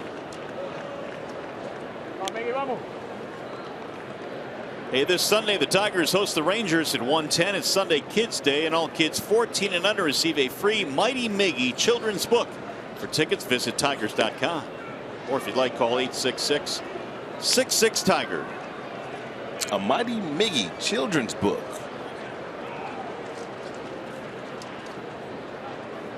We could probably get you one if you want one, Brian. Yeah, I'll be at the yard that day. Yeah. I think I'll get one.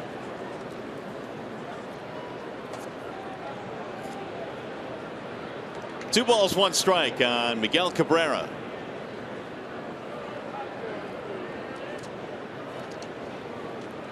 Here's the 2-1 pitch. Drilled to center field, a base hit. That'll be the 2nd hit of the night for Miguel.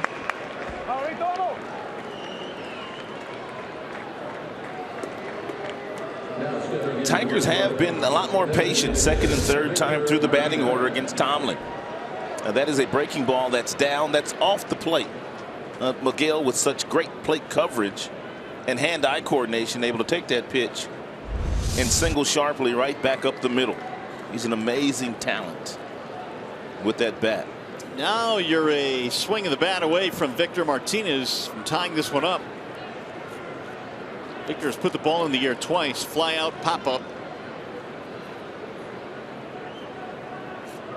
They play the shift against Martinez, and it worked the last time. No. They are playing off the bag behind Miggy at first base, so he's kind of messing with Tomlin, getting a running lead. And that also gives Napoli, who is playing first base, a little bit more time to react. And should Victor turn on one of those cut fastballs inside.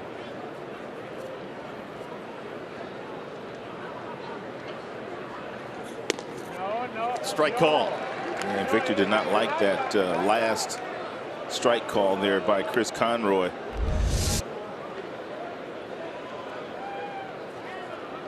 And Fox Tracks is saying that it barely caught the plate.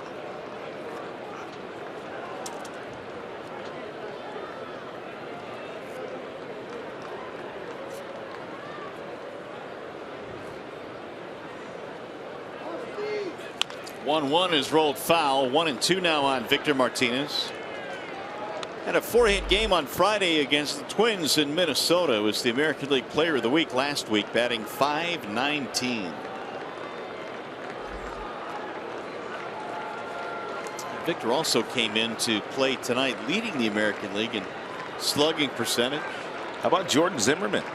He ended up being pitcher of the month. Pitcher of the month against some stiff competition. Here's the 1-2, and it missed. I know that Sale had a lot more strikeouts than Jordan, but boy, the ERA was microscopic for Zimmerman.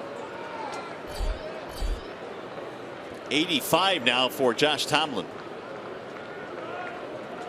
And his numbers were pretty good until this inning here. He's thrown a lot in the 5th inning.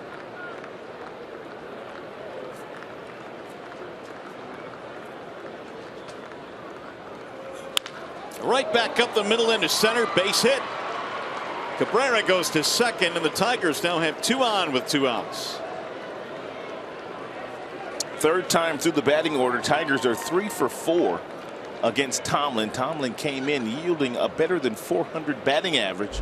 3rd time through the batting order. This is a little breaking ball off the plate that Victor reaches out and pokes right back through the center.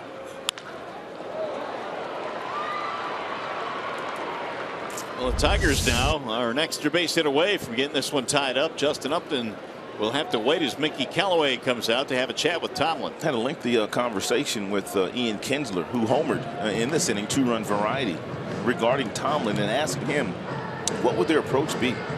And he simply said they were going to have to be a lot more patient. They weren't that patient the first time through, but the second time through they were very patient. And this inning they also have been very, very patient against Tomlin. 2-run shot earlier in the inning for Kinsler, his 5th of the year, got the Tigers on the board. And now the Indians starting to pace a little bit as Tomlin is getting hit pretty good here in the 5th. It's 4 hits in the inning for the Tigers.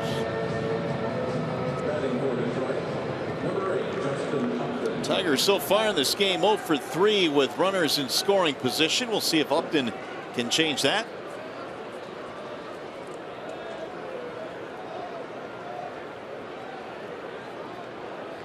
Six of the last 10 hitters that Tomlin has faced, he's given up hits to the Tigers. 6 of the last 10.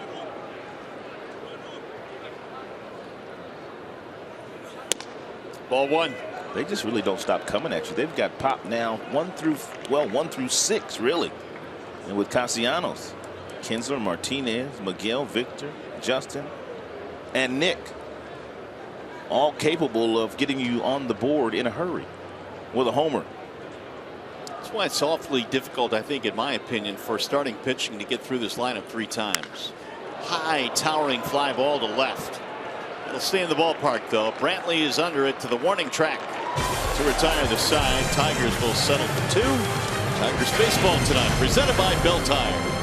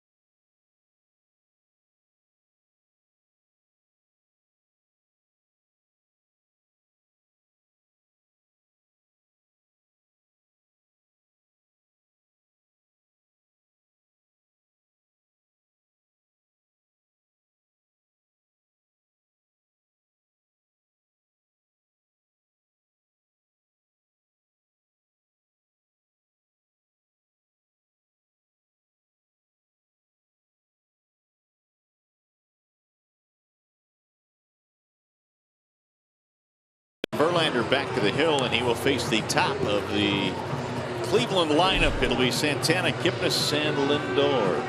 And Kinsler's 2-run shot getting the Tigers a little bit closer. 4-2 ball game. I love the way that he plays the game, man. He plays the game with a chip on his shoulder. He comes to beat that opposition every single day. Doesn't take a play off either, offensively or on the defensive end. He has played that way since he got into the big leagues, and Tigers fans have been able to enjoy him the last couple of years. Santana looks at ball 1 as we get the bottom of the 5th underway. Huge inning here for Justin. And his team has just gotten him back in the game with 2 runs off Tomlin. And very important for him to get his team back into the dugout without giving up another run in this inning. Here's the 1-0, and it's outside. 2 balls, no strikes. 7 career home runs for Santana against Verlander. 4 is the most that he's hit against any other pitcher in the big leagues. Verlander had a 7-pitch 4th. All of them were strikes. And he misses high. Now he's gone to 3-0. He had a nice second inning as well, where he only threw 10 pitches. He could just take away that 38 pitch first inning. But we can't. The Indians scored 3 runs in that first. Here's the 3-0 pitch. And he lost him on 4 straight. Leadoff man on. It is the second walk issued by JV tonight. Kipnis will stroll in.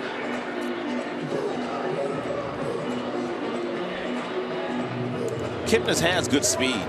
He can steal you 20 bases a year. And so you would not expect him to be leading their team in hitting into double plays, but he does. He is grounded into 4 already this season. Number 5 would be lovely. A little 4.63 right here. Strike 1 on Kipnis. Walk and a fly ball. Good off-speed pitch, whether it be the changeup or whether it be the curveball. It might get Kipnis out in front and get your wish of that 4.63 double play. Here comes a curveball, but you got to get it down. 1 ball, 1 strike. Kipnis, one of the better leadoff men in the American League last year. In fact, he led all leadoff men with an on-base percentage of .385.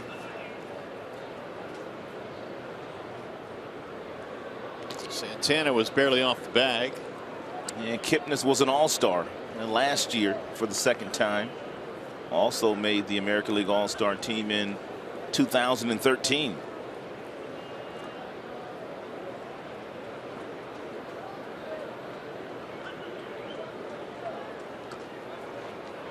Weather must be chilling down a little bit on the field because Verlander between innings went on to put sleeves on apparently. The game time temp was in the low 50s, still is. Inside. It was a lovely day in downtown Cleveland. If you had a chance to get out and walk around, sun was shining. It was gorgeous today. A little bit of a breeze, but a couple of blankets have popped up now. There's 80 total for Verlander, 51 strikes. Drilled to center, base hit. Santana might get to third. Nope, he's going to put on the brakes. Thought about it. And so Kipnis has the base hit. First and second, now nobody out.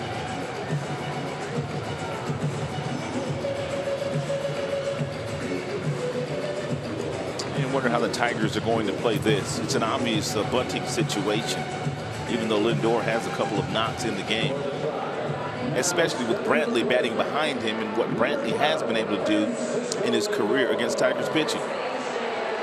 Would almost be tempted to let Lindor swing the bat. He has a single, a double, and has tortured Tigers pitching this year. But you can see Red signaling bunt there. Miggy's doesn't quite know what they're going to do, nor does Castellanos, who's going through some signs for the entire infield.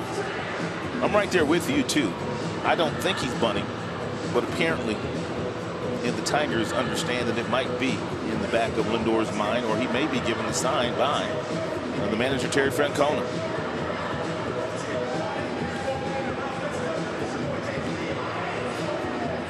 Omar was setting the play there with the number 3 bunt play, just in case 1 or 2 of the infielders missed the signs by Castellanos.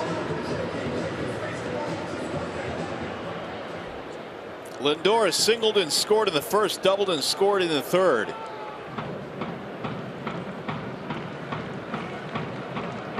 He's hit safely in 5 in a row. No sign of bunt, and he fouls it back out of play.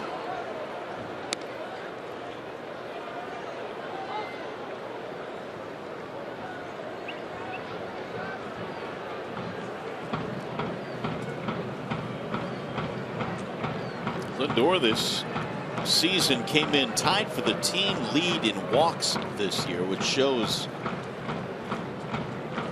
how much of a good hitter this young guy is, who is willing to take his base on balls. Good plate discipline. He's got a real high baseball IQ. Anytime you can tie for the team lead in walks and you've got Santana on your team, you're taking some base on balls because Santana walks a lot. Drew Verhagen warming up in the Detroit bullpen.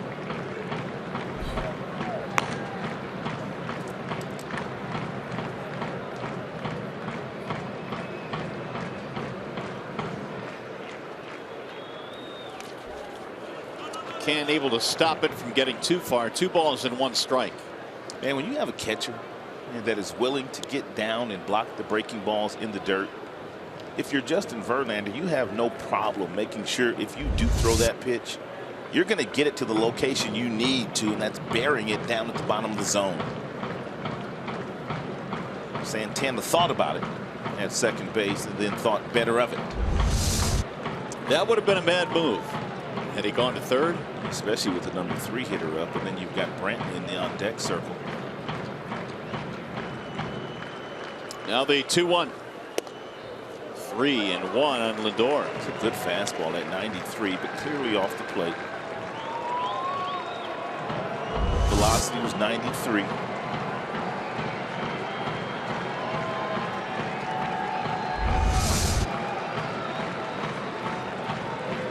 Cleveland 3 out of 7 tonight. Runners in scoring position. Drill deep in the air to right field, and that one ain't coming back. Lindor with a 3-run bomb to right, his 3rd hit of the night. He is a triple away from the cycle.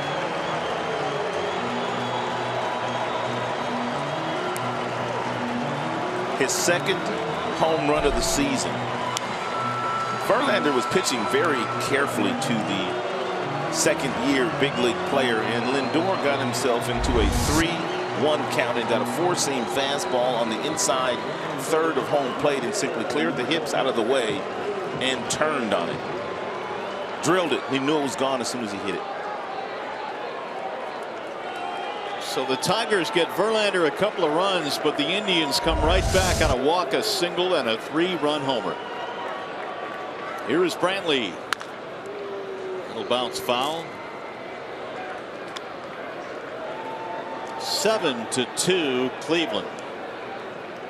His speed was 106. It's pretty good for a little fella. No kidding, man. He hit 418 feet. He's not all that big, but he can play.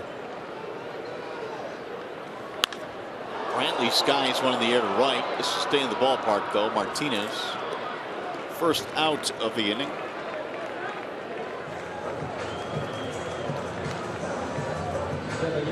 Now Mike Napoli. Well, now we know why this kid, who is still very young, is able to hit 3rd in a major league lineup, because he just keeps getting it done. RBIs 10, 11, and 12.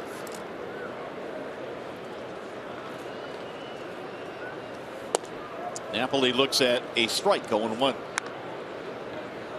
And the Indians now have 8 hits. The Tigers have 9.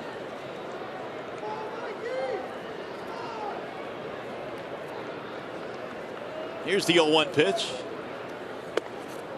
Drops in a breaking ball, strike, 0-2.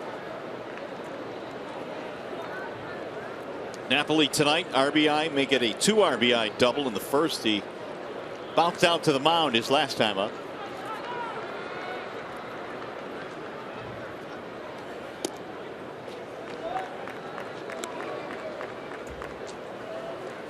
Verlander has thrown a total of 91 pitches in the game, and only 37% of those have been fastballs.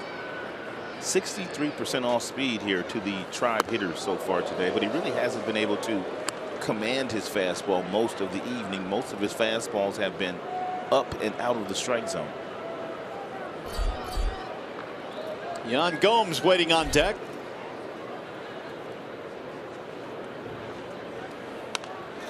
Foul away. Another number that is kind of puzzling, Mario. He is 17 of 23. 17 of 23 in first pitch strikes so far tonight, which is exceptional. Yeah. But really, he has not been able to put the Tribe hitters away after getting ahead of them. If you get ahead of that many, normally good results will follow. But he has surrendered a couple of 3-run innings. Buck Farmer now throwing in the Detroit bullpen.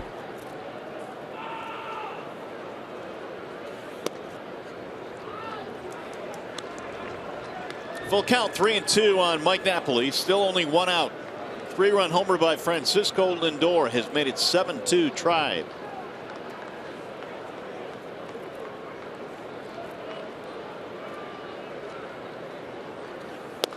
And he walked him. Third walk for Verlander, the second in this inning. Stubby's on the top step of the dugout. Here he comes. He'll trot out to the mound.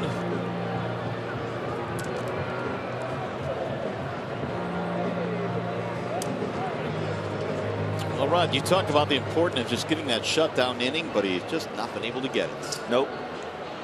Has not been able to. And it all started with a walk. Well, Tigers fans, if you can't watch the games on TV, you can now stream games live on your mobile device. Just go to the App Store, download the free Fox Sports Go app, and log in. Stream Tigers baseball wherever you go.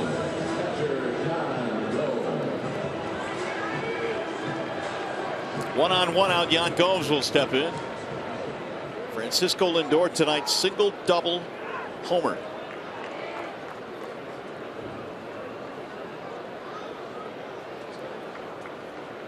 Gomes knocked one in with the base hit in the first. Slow roller towards short on the charge. Iglesias. Gomes is out. Runner advances. 2 away now for Marlon Byrd.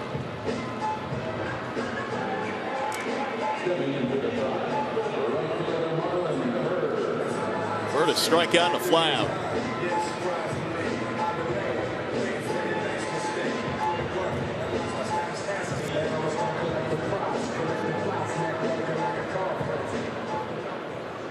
You talked about the Cleveland Indians were swept in their weekend series against the Philadelphia Phillies. They scored 7 runs in 3 days. They've already scored 7 here tonight with 2 out in the 5th. Ground ball to short, right at Iglesias, and that will end the inning. But it's a big inning. The 3-run shot by Lindor.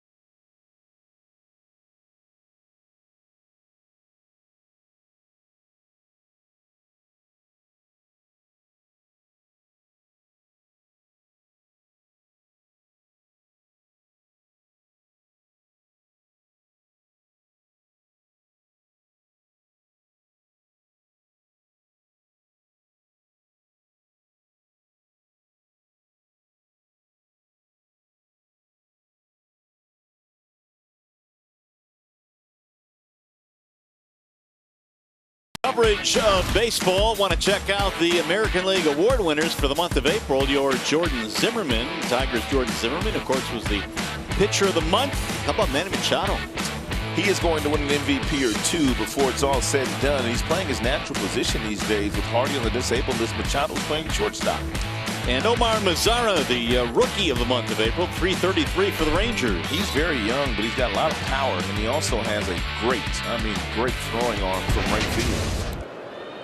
So here come the Tigers now. Another big deficit to try and overcome. 7-2 is our score. Nick Castellanos leads it off. And Josh Tomlin delivers inside. 1 ball and no strikes. Castellanos, McCann, Ghosts in the Detroit 6th.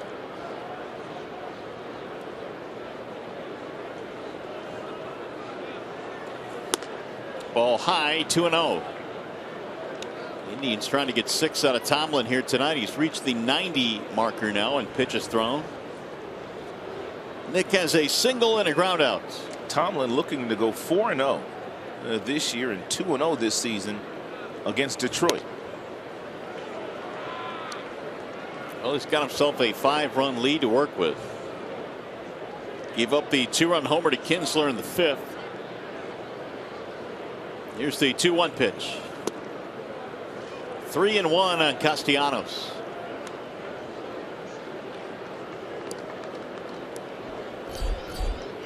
James McCann waiting on deck.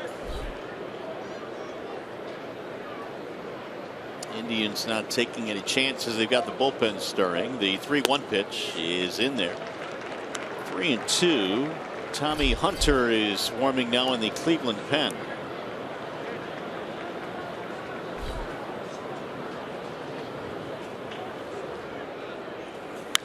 High towering fly ball deep left center field. Naquin going back to the track, up against the wall to make the catch.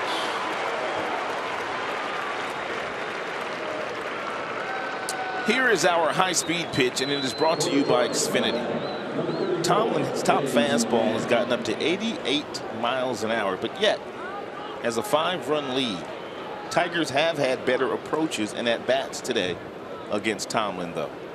Yeah, they've had him on the ropes a lot in this game. The Tigers have stranded 6 so far in the ball game. Unfortunately, Cleveland's hitters have had some nice approaches against Verlander. Here's McCann. Fly ball to center his last time up. Did Jim indicate how he would use Saltalamacchia now with McCann being back on the roster? Was it even a conversation? No, that wasn't brought up today in the pre-game scrum, but I think what you said the other day is probably true. He's probably going to go back to what, maybe once or twice a week, right? To spell McCann. Give you a potent left-handed bat off the bench with some sock. Saltalamacchia did nice work in the absence of James McCann. Got a big hit the other day too, big double, game winner. Game winner, right? As a matter of fact, Saltalamacchia already with 4 game-winning hits this year for the Tigers.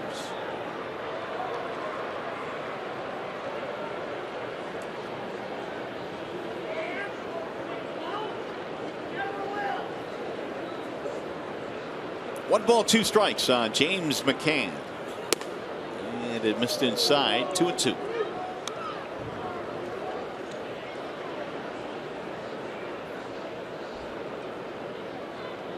Six homers, 16 driven in limited playing time. Got him strike 3, and McCann didn't quite like that call from Chris Conroy. Stepping in for the Tigers, number 12. Good pitch. So 2 outs now, and here is Anthony Gose. Tomlin about to throw his 100th pitch.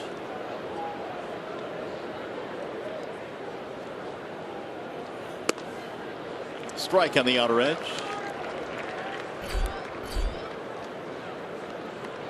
.28 pitch 5th, the longest and most stressful for Tomlin.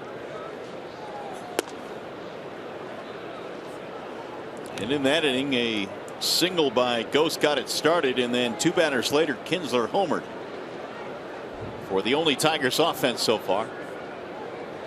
Here's the 1-1.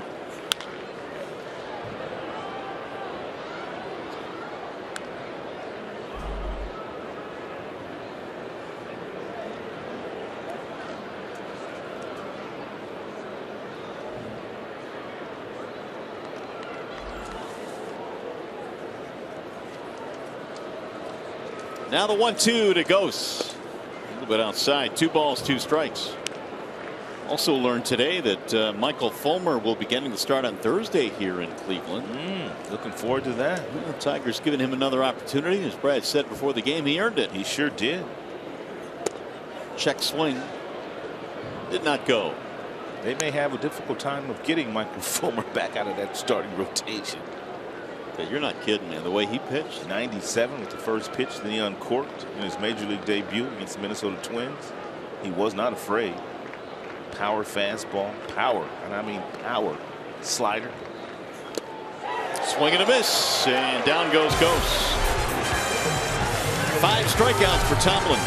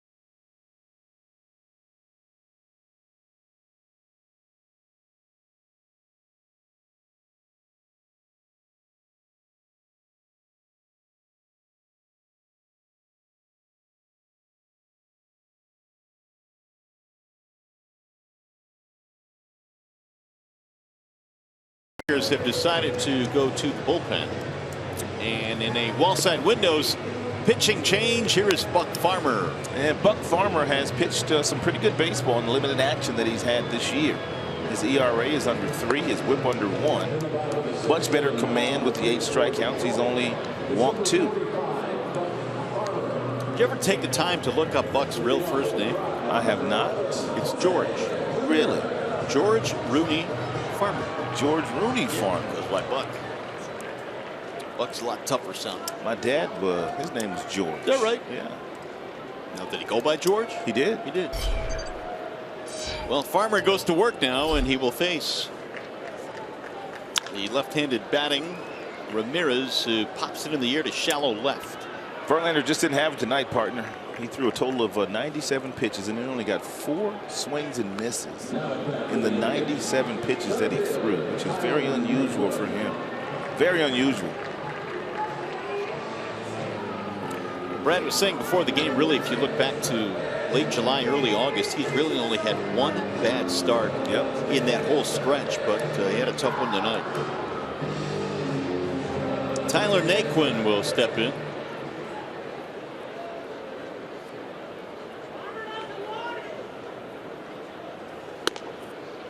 Strike 1 on Naquin, who's had a tough night, strikeout and double play ball.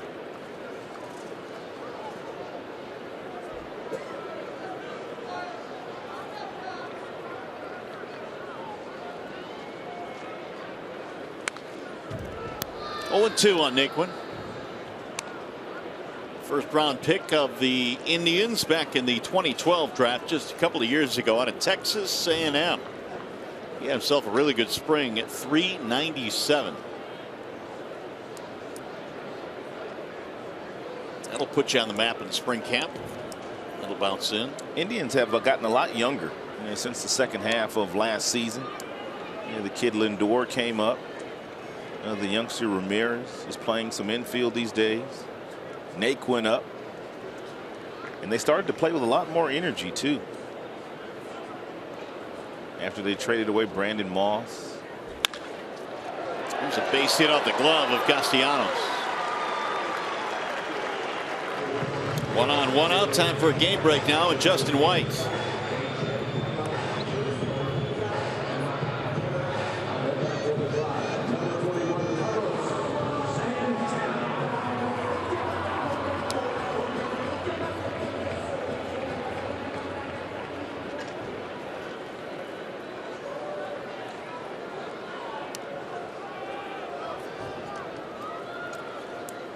Yeah, there's no doubt about that. Thanks, Justin. Yeah, they will not come back on Mr. Arrieta. Book it. Oh my goodness.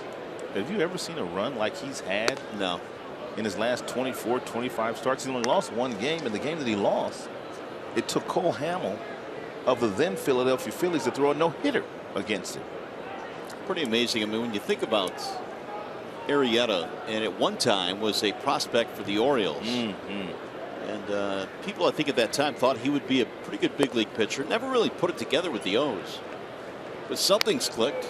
He has gone to a whole nother level. He has been the best pitcher in baseball, best right-handed pitcher. And then, of course, you've got Kershaw that's in the conversation. His numbers aren't bad. But Arrieta's in another world right now.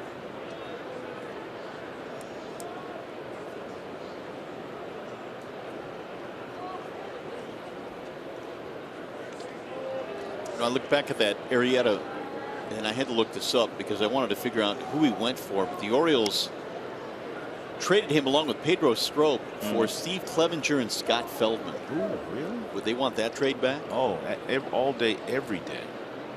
Because Strop is pretty good in the back of their bullpen these days. Exactly. Rip foul down the first base line. But Baltimore's still playing some good baseball. Buck Showalter's an outstanding manager, and he has his Baltimore Orioles in second place behind the Boston Red Sox.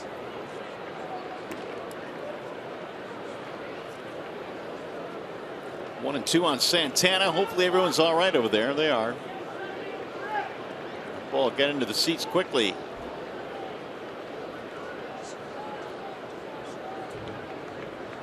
High fives from the usher. Everybody's okay. Outside, 2 balls, 2 strikes. If you decide to throw that changeup to Santana here, and Buck does have a good changeup, and he throws it mostly to left-handers. And you have to make sure that you get it down to make him swing and miss. If you get it up, he'll take that pitch and hit it back to right field. They're going to go fastball away. And he missed with it. Full count, 3-2. More than likely, Naquin will be on the move from first base on the 3-2 pitch here.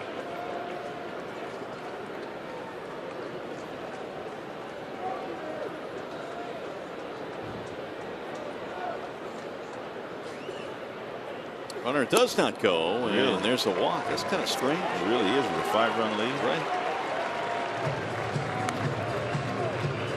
So Farmer has given up a single and a walk. That is the 4th walk for Tigers pitching tonight. 2 of those to Santana, who walks 100 times a year. Now you've got to deal with the better part of the Indians lineup here as Kipnis. Single walk, 2 runs scored tonight.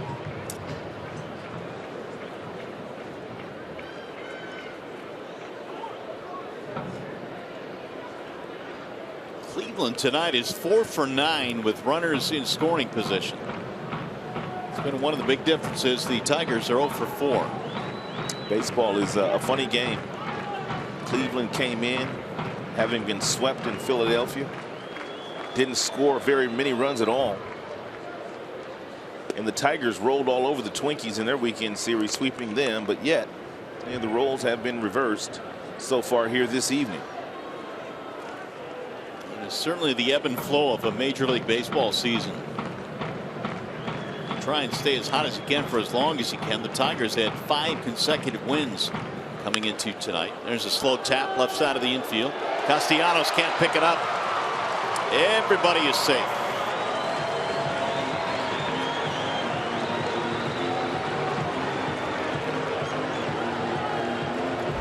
It's a do-or-die play for Castellanos. And if he comes up with it cleanly, he does get Kipnis at first base.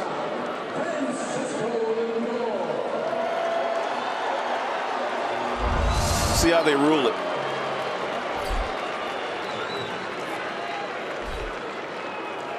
Gave him a hit. Infield single for Kipnis, his 2nd hit tonight. He's going to load the bases. Lindor has a single, double, and a homer, which means he needs a triple for the cycle. Rather see a double play ball here. There's a ground ball up the middle. Kinsler flips to second, one relay. There's your double play. Great call. And that will end the inning. 4-6-3. We go to the 7th.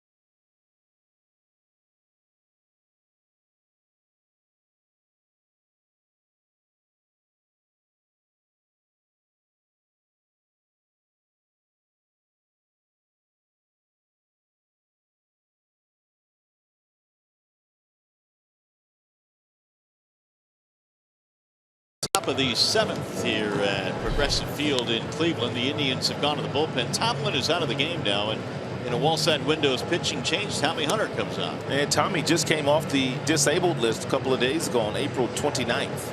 But when healthy, and he is healthy now, he's got a fastball that will get up into the mid-90s. He also cuts the fastball, and very few off-speed pitches these days thrown by Hunter. A one-year free agent deal signed with Cleveland on February the 12th. Core muscle surgery put him on the disabled list.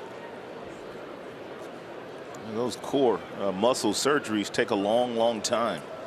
Torrey Hunter dealt with one of those, as did Justin Verlander a couple of years ago. It took a long time before both guys were fully healthy. Iglesias will take ball 1. He's followed by Kinsler and Martinez. 7-2. Indians have the lead. Hunter, a former Orioles reliever and starter.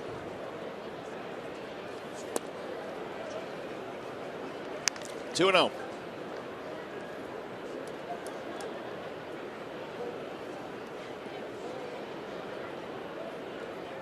Tigers need some base runners now as we get into the 7th inning here, down by 5. Here's the 2-0 pitch. 2-1.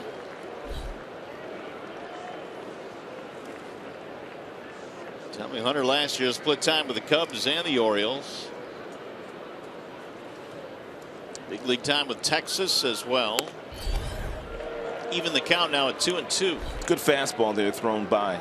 And Tommy Hunter, four-seam variety at 95 miles an hour on the outside black.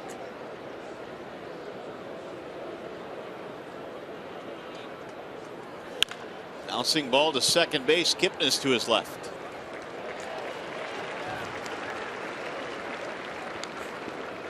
Here is the Magic Moonshot presented by Magic Window. Ian Kinsler got the Tigers on the board in the 5th against Josh Tomlin, their starter. Tomlin hung him a breaking ball, and Ian Kinsler hit it off the railing, and it bounced back in on the playing field. Well, so far the only Tigers offense. The home run was the 5th of the year for Kinsler.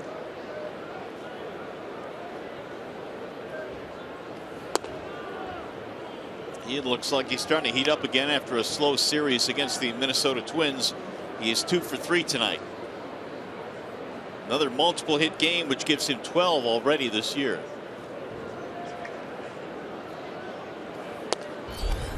In there, a strike called. 1-1. Ian Kinsler is well ahead of last year's pace as far as home runs are concerned. On May 3rd, he's already hit his 5th. He hit all but 11 the entire season in 2015. And 30-30 man a couple of times playing for the Texas Rangers. That's 30 or more homers, 30 or more steals in a season. We don't see guys doing that very much these days, if at all. Ground ball to third, scooped up there by Ramirez. 2 up, 2 down. Time now for the Menards big money encounter. These are up-to-date numbers here, and well, they're kind of hard to figure out. The Tigers' run differential against all of Major League Baseball is a +30 if you take the Indians out, and against the Indians it's a -18. Yeah, the Indians so far this year have handled the Tigers. Indians playing against Detroit the way that the Tigers started the season last year against them. Cleveland couldn't beat the Tigers. Strike 1 on JD.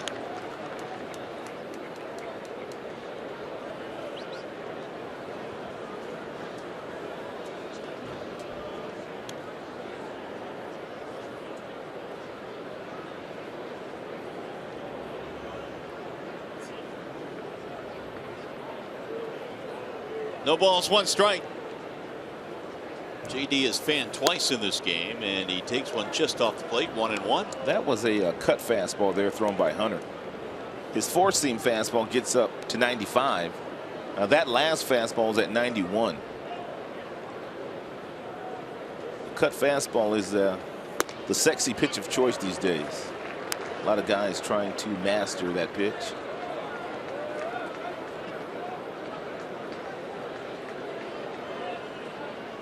Hunter broke into the big leagues back in 08. Didn't spend much time in the minor leagues. Broke in with Texas. Gomes goes down to block that one. 2 balls, 2 strikes. 7 runs on 10 hits for the Indians tonight. Tigers have 2 runs, 9 hits. Let's get on base for that guy, Miguel Cabrera.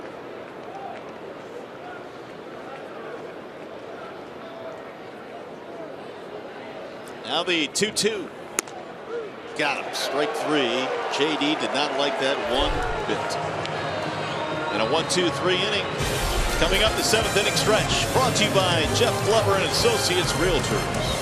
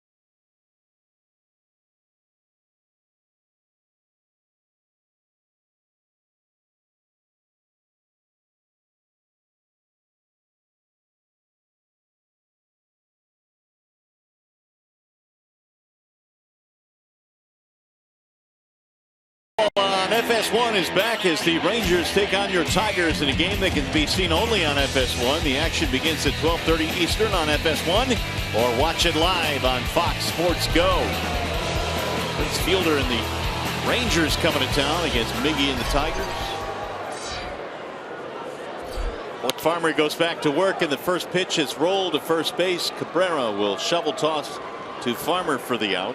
That Texas Rangers team is in first place as we speak in the American League West. Just a slim lead over the Seattle Mariners, but they're about to get Yu Darvish back. He is throwing 96, 97 miles an hour in his rehab assignments.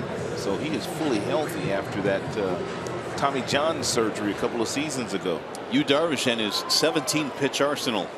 That he does have. He's got a bunch of them. Yeah. Here's Mike Napoli.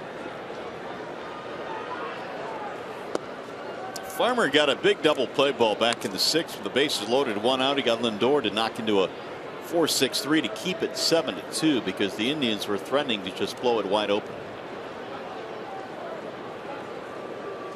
Here's the 0-1. Good changeup there thrown by Buck.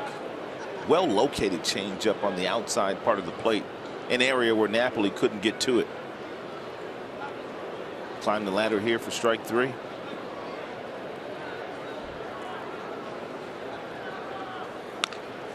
Went back with another changeup.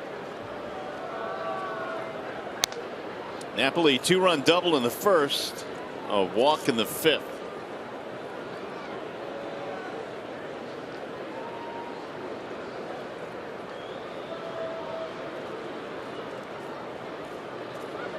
Here comes the elevated fastball. Too high. Might as well do it again.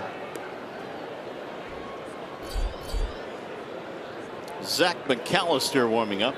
Yeah, another hard thrower out of that Cleveland pen.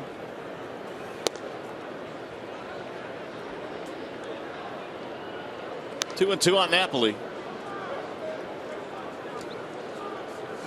And we'll see if Buck hurt himself. He didn't look right after that last pitch, and here comes Kevin Rand, the head athletic trainer, along with Brad Auspis.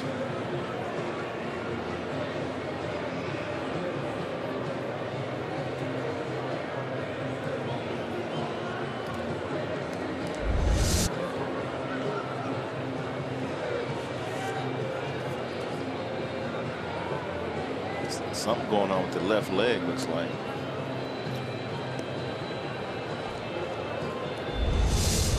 Not enough to take him out of the game, though.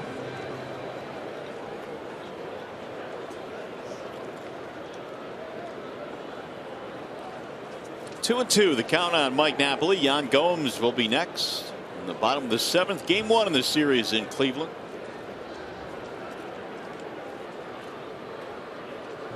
Here's the 2-2.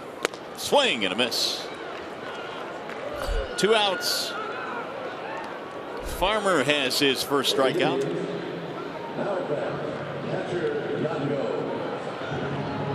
Here's Yan Gomes.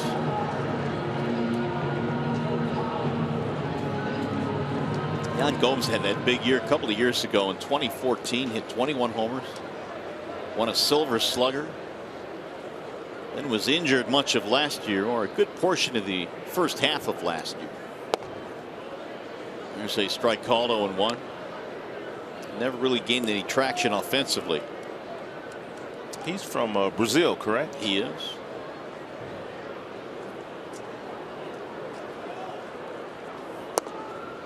Ball low. They have the Olympics this year, correct? Brazil? Do they? Brazil have the Olympics? Rio has them. Rio. They about the same, right? Brazil, Rio, they about the same. Flip a coin, right? That's exactly right. Swing and a miss. 1 ball, 2 strikes.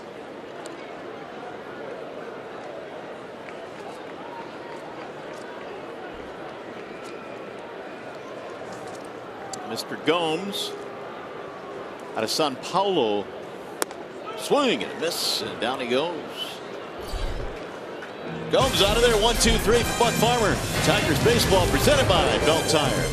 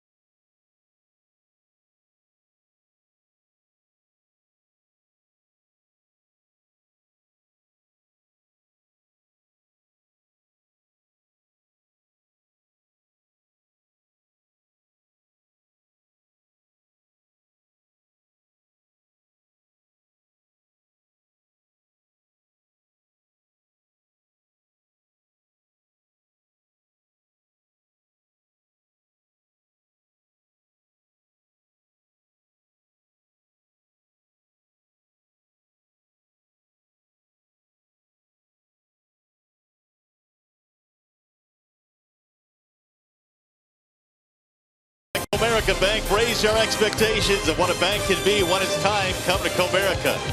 Your Metro Detroit Chevy dealers. Visit ChevyDetroit.com. See why Chevy drives the Motor City. And by Wallside Windows, we can do that. We are the factory. Nighttime shot of downtown Cleveland. It is 7-2 in favor of the Indians tonight. There's the Brazilian catcher, Yan Gomes. You ain't right. Rio is in Brazil. Yes, it is. For some reason, I had Sao Paulo in my mind when you said, is it in Brazil? No, it's in Rio. Well, Rio is in Brazil. Yeah, Rio de Janeiro. But Mr. Gomes is from Sao Paulo. Anyway, whatever. Oh, well. Win some, you lose some. Anyway, the Tigers got to get the bats going here. And we have a new pitcher for the Indians. It's Zach McAllister. Yeah, Zach McAllister has found a home in that Tribe bullpen. ERA is under 1, 8 strikeouts, 5 walks. He's got a power arm. That fastball gets all the way up to 97 miles an hour, and he's got a couple of complimentary pitches to go along with that high octane heater because he's a former starter. Missing the first baseman. Napoli, where's he at? Still waiting on our first sacker. Somebody have to go potty? Defensive replacement, maybe.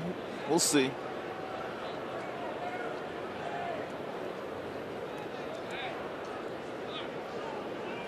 Well, here is the game summary from tonight. Verlander 5 innings, 8 hits, 7 earned runs. And Kinsler 2-run shot for the Tigers. Lindor 3 for 4, a triple shy of the cycle. Mr. Napoli has joined us now at first base. Apparently he needed a new glove. Trying to break the new one in. McAllister's first pitch misses to Miguel Cabrera. He's followed by Martinez and then Upton. 9 for 25 against McAllister in his career. A couple of doubles. And a strike called. Miggy tonight, 2 more hits. He has an 8-game hitting streak, which is well shy of his career high of 20 in a row. But a good streak nonetheless. 2-1. He's thrown Miguel a curveball, a fastball at 94, and then he came back with a slider at 87. So Miggy in 3 different pitches from McAllister has seen 3 different ones.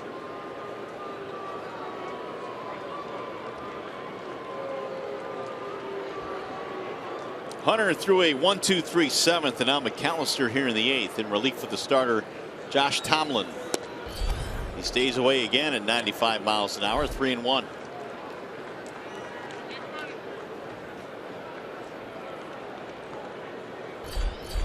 If Mickey gets another fastball here from McAllister, it will be some hard contact made.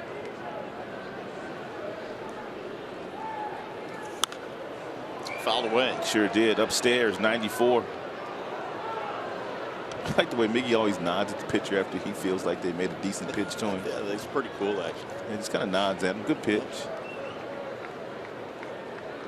Now he's shaking his head at himself. Full count.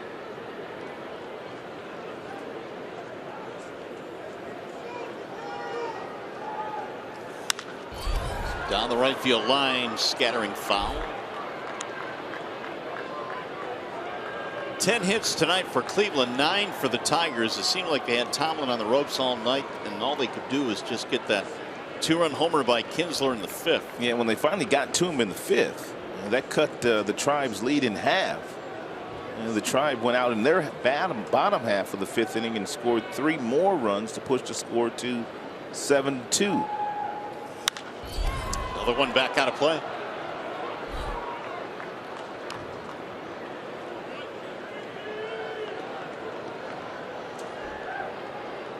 Cabrera has hit 40 home runs career against the Indians. That is tops among active players against the Tribe.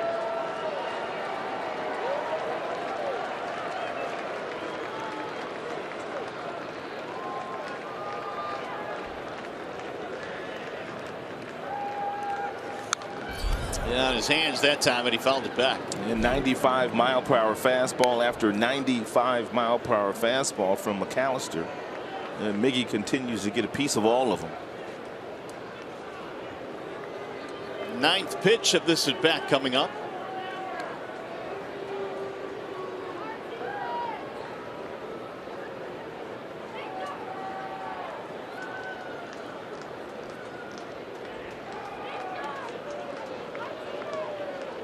And again, the 3-2. High, ball 4. The Tigers get the leadoff man on. Cabrera on for the 3rd time tonight.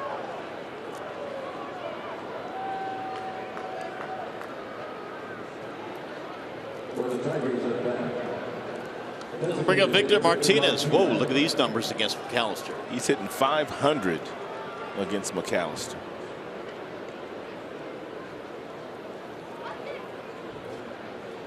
Victor loves hitting in this ballpark. Started his career with Cleveland. A career .300 hitter at Progressive Field with 51 homers. They play with the shift, and it's drilled to right field on a line and caught there by Bird. Throw back to first, not in time. Boy, even Victor's outs are hard hit. 1 gone.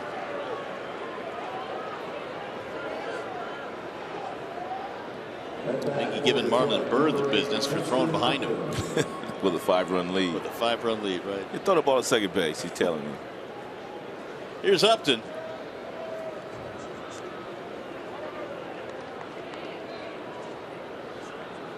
Ground out single, fly out for Justin Upton. Although he fairly easily could have 2 hits. He had a hit taken away in a diving play by Lindor back in the 2nd.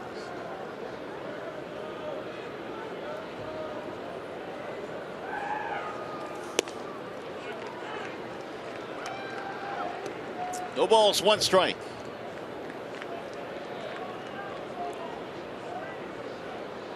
Justin was 7 for 13 in the series against Minnesota.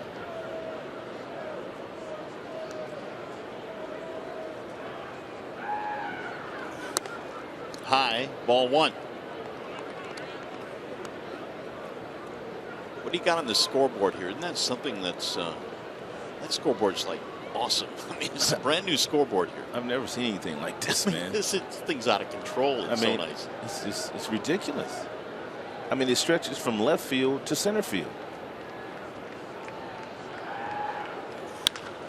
Line drive to center, and then that's going to drop in. Base hit.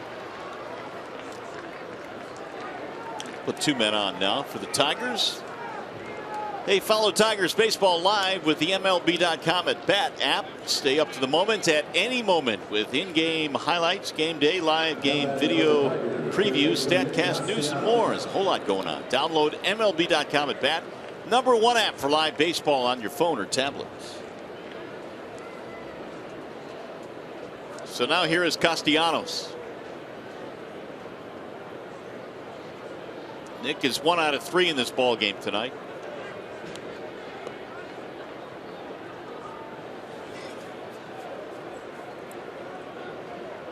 He had a single back in the 4th. Otherwise, a ground out and fly out. Castellanos had that big 3-run home run Sunday in Minnesota, which brought the Tigers back. It was kind of a lazy day, but this one really jump-started the team. Straightaway center field. Does that qualify as a bat flip right there? Mini bat flip. Mini bat flip. Actually, that home run was to left field. He hit a home run earlier in that series to center field over the weekend. Could use another big hit here as there's a confab on the mound now. McAllister's struggling. He walked the leadoff man. There's more action in the Cleveland pen. Crockett and Shaw. Brian Shaw, the righty. Kyle Crockett, the lefty.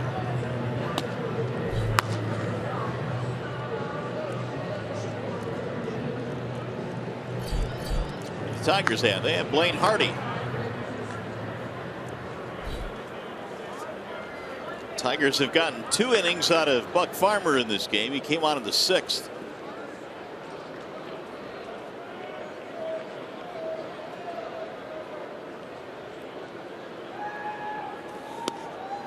There's a strike on Castellanos, and his body language indicates he didn't agree with it.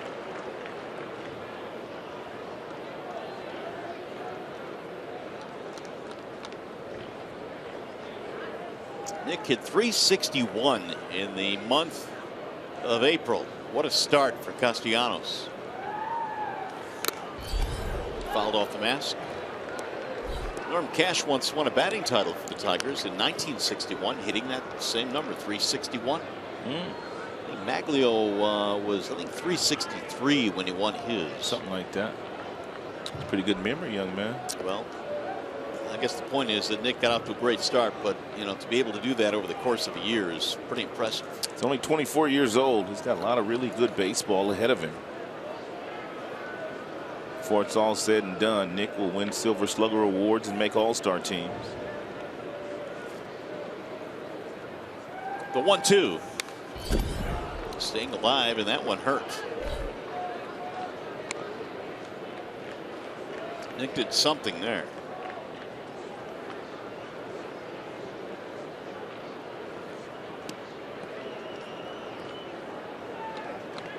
Left hand? Yeah, looks like it.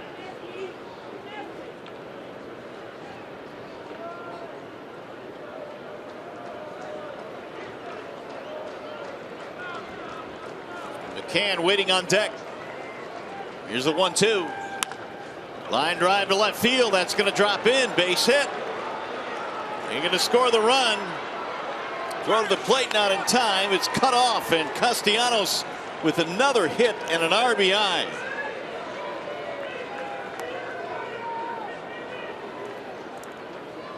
He got several fastballs from McAllister. McAllister finally threw him a breaking ball that wasn't a bad pitch. Nick went down to get it, hit it in the left field, and Dave Clark, third base coach, you can see him coming into your screen telling Miguel Cabrera to score, and Miggy was able to score without a play.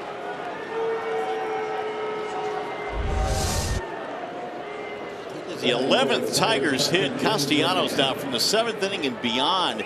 407 coming into play to this one. He has added to that with an RBI hit here in the 8th. And McAllister will come out of the game. So the Tigers still very much alive here. We have a pitching change in Cleveland. 7-3 is our score. We'll be back.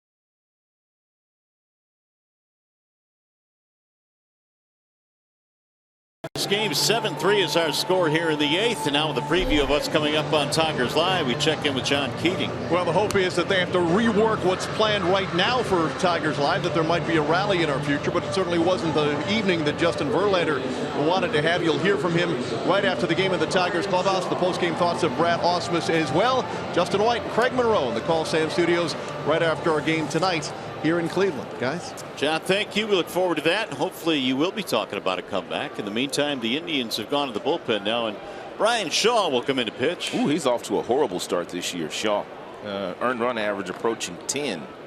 Pretty much just 2 pitches. He's got a cutter that he throws 75% of the time. The velocity goes anywhere from 90 to 93. And he's got a slider that he throws. He had one really bad game against the White Sox. He allowed 5 runs in 2/3 in blowing a save that night. Ooh, that'll take a while before you can get that ERA down when you're only pitching 1 inning a night. James McCann is 0 for 2, also hit by a pitch in his first game off the disabled list. Tigers have 2 men on, 1 out. They chased McAllister.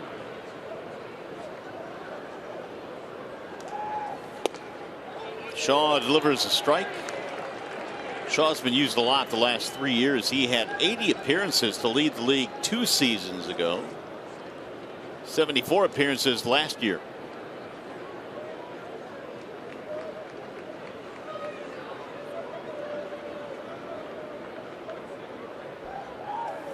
Swing and a miss. 1-2.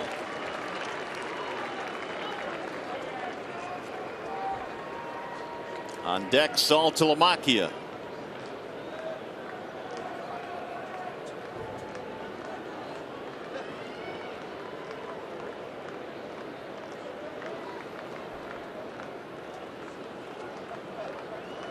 Here's the 1-2. Swing and a miss to strike him out.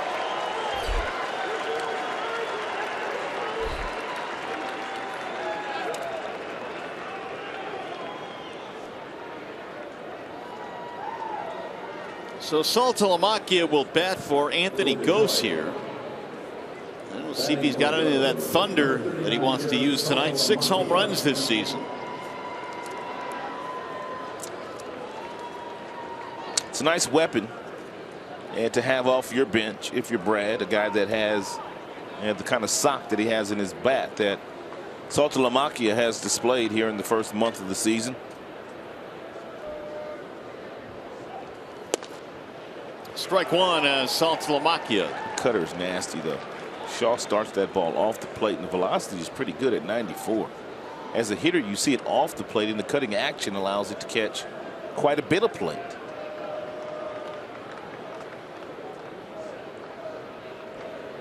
Here's the 0-1. 0-2. And first fastball at 94, the second of which at 95. Saltalamacchia swung right through both of those. But look at the movement on that thing. Now he's 1 strike away from shutting down this inning.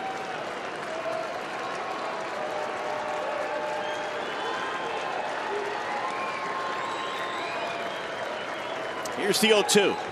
Outside.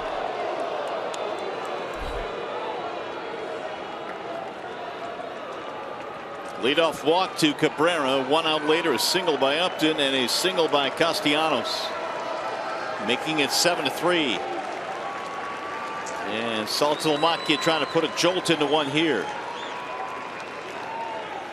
Bouncer back to the mound off the glove, scooped up by Lindor. That'll end the inning. Tigers settle for 1, and we go to the bottom of the 8th.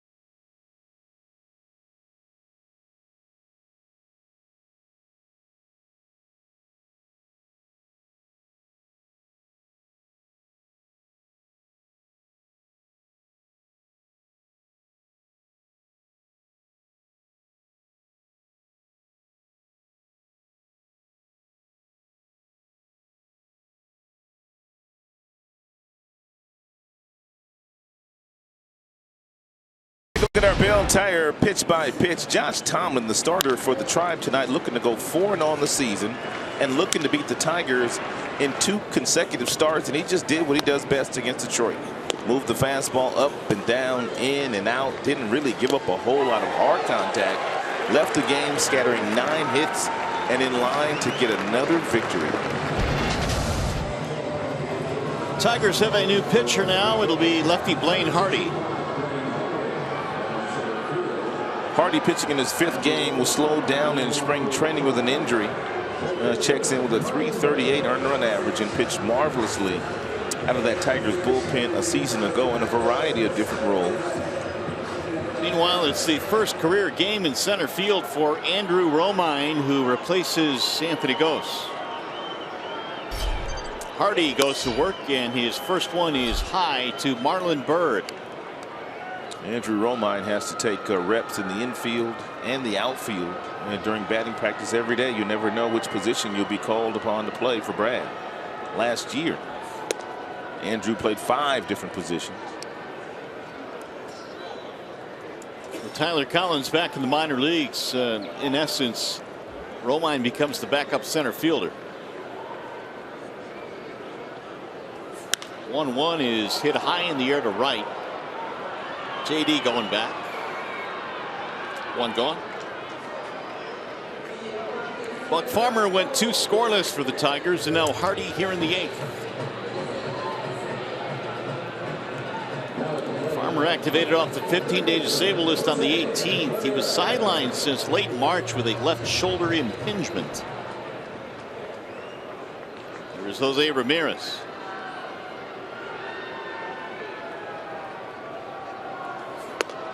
Down the middle, strike 1.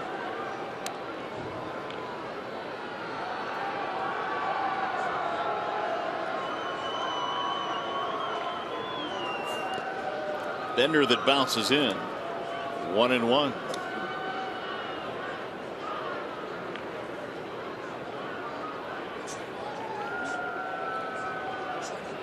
Here's the 1-1 pitch. High, 2 balls, 1 strike.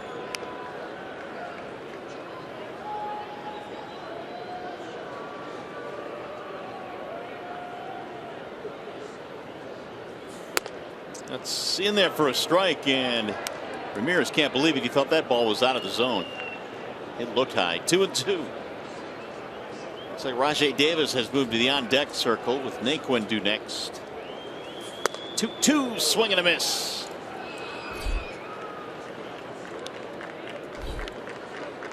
Here's our 1-800-CALL-SAM call of the game. Buck Farmer has been pitching some really good baseball in the limited time that he's been out there. Fastball up for a pop-up, and then a huge ground ball to get a double play to get out of the 1 inning, and then the fastball with a lot of life at 95 miles an hour. And take a look at his last 4 outings. I love the opponent's batting average. 111. He's only walked 1. That's always a good sign too, and no blemishes in the earned runs category. Rajai Davis will pinch hit now for Naquin. Ball 1 to Davis. Rajai 277 this year with his new ball club. Last couple of years in a Tigers uniform. Rajai not off to a bad start. Not getting a chance to play every day. 2 homers, 7 ribbies.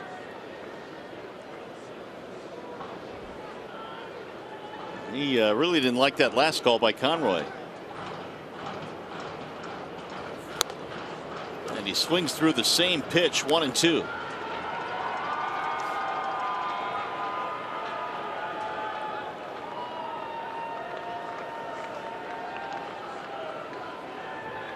In the 2 years that Davis was with the Tigers, one of the more delightful people to be around. Ball missing high, 2 balls and 2 strikes. Always pretty much had a smile on his face whether he was playing or not. Brought some energy to the lineup. We know he can run. Here's the 2-2, and he rolled it foul. And for him to come to the ballpark with a smile on his face every day, you knew sometimes was tough, because there were days where Rajai probably felt like he should be in the starting lineup, but he was never looked upon as an everyday player in his tenure in a Tigers uniform. I thought Jim did a marvelous job with him as well. The year before Brad, he came the year Jim was here the first year, right? Or just 2 years? No, just 2 years. Just with Brad? Yeah, just Brad. Fouled straight back. But that's what he said. That's why he felt he was able to have success, because that's the type of player he's been his entire career. He never really was an everyday player, although his numbers indicated at times he could be. Drill to right field. Here comes Upton on the move toward the line, left field I should say, and Justin runs it down. And a 1-2-3 inning for Blaine Hardy. Nicely done. We go to the ninth.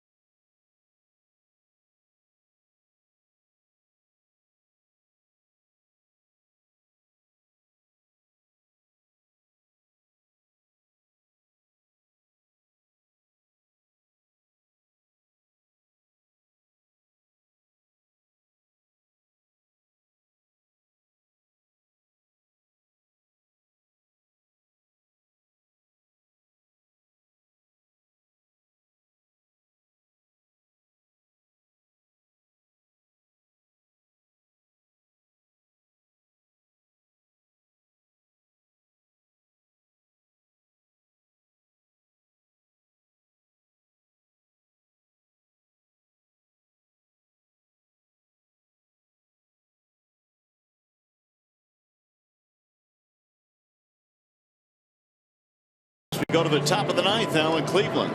Let's take a look at the big boys' big play of the game. Francisco Lindor, already 2 hits in his back pocket, came to the plate with runners on first and second and connected on a 2-2 pitch from Justin Verlander for a 3-run home run to put this game out of reach. Big night for Lindor. And the Indians holding on to a lead right now as we go to the ninth inning, and they have their closer on, Cody Allen. Yeah, obviously not a save situation for Cody Allen, but he has been struggling this year. His earned run average is approaching 7. Even though he's converted all of his saves, Terry Francona took the luxury tonight with a 5-run lead of getting Shaw, his setup man in the game, in the 8th, and now his closer Allen in the game in the 9th. Rajai Davis in center. Lonnie Chisenhall will come in to play right field. And Cody Allen facing Jose Iglesias. Good fastballs thrown by Allen, about 95.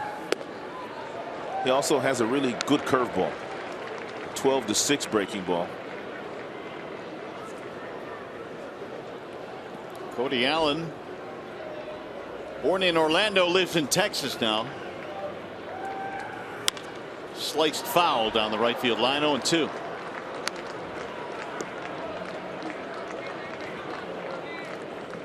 Iglesias a single in 3 at-bats in this game. Tigers have actually out-hit the Indians 11-10, but the Tigers have stranded 8. Allen with the 0-2. High, 1 ball, 2 strikes. Well, you get a couple of base runners here, and you got the meat of the lineup. Martinez, Cabrera, Martinez.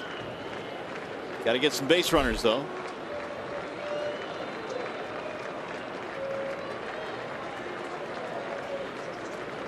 Here's the 1-2. Did he go? Negative.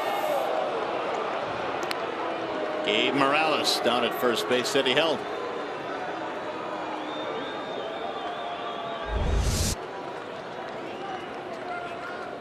Good call. Yep, it was. He didn't go.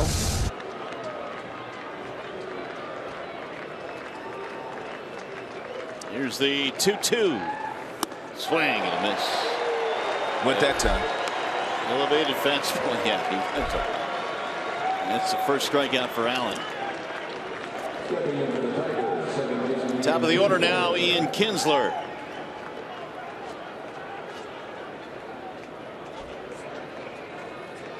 .320 average now for Kinsler. Another multiple hit game, his 12th of the season already.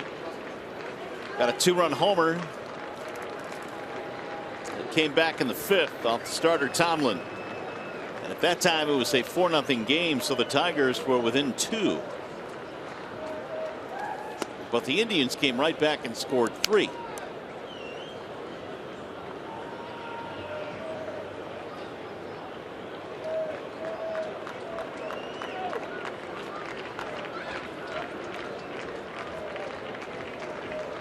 Here's the 1-0.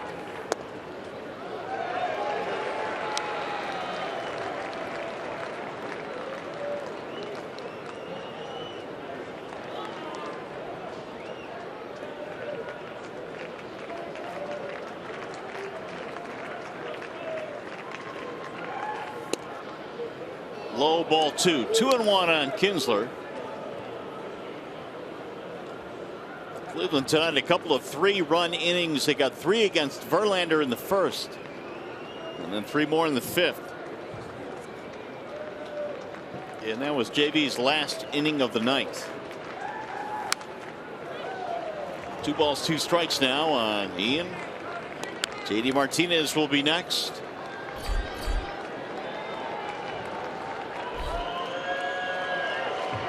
Cody Allen, 34 saves last year for the Tribe, made 70 appearances. He saved 24 the year before that.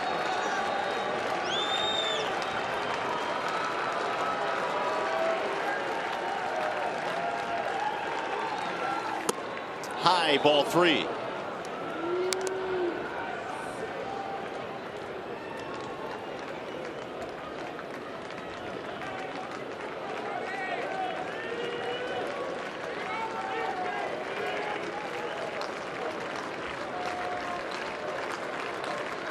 Here's the full count pitch. Swing and a miss. He struck him out. Well, Cody Allen has fanned a pair here in the 9th. And 94 and swung right through by Ian. Might have been ball 4, but probably too close to take. Here's the last chance for the Tigers. JD Martinez. He is 2 for 6 in his career against Cody Allen, and both of his hits are homers.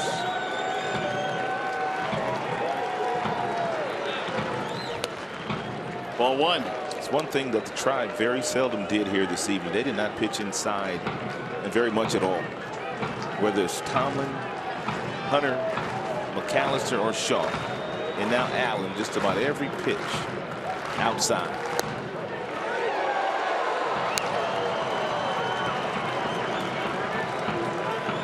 Tough night for JD. 3 strikeouts. Reached on a fielder's choice in the 1st inning. Here's the 1-1.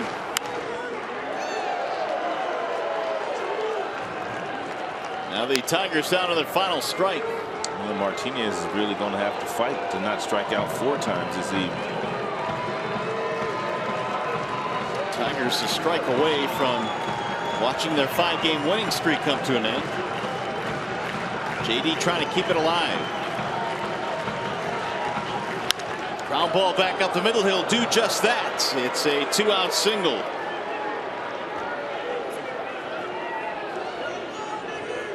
So that'll keep it going, and it brings up Cabrera.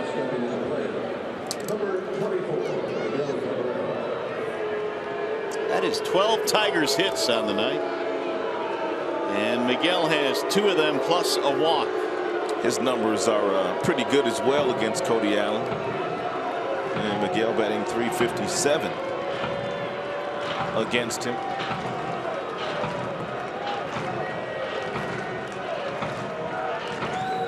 Good bender there. Ooh. 0-1.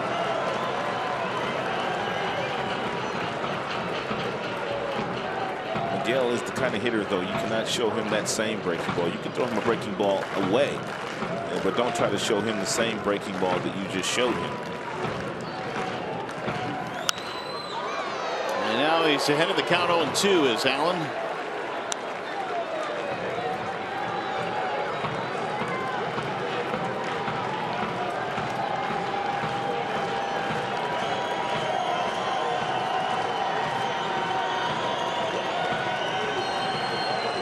Cody Allen was drafted twice by the Indians, did not sign in 2010, but signed in 2011 in the 23rd round. Got him, strike three. Cabrera caught looking to end the ball game. Wicked, nasty curveball painted on the black, thrown there by Cody Allen.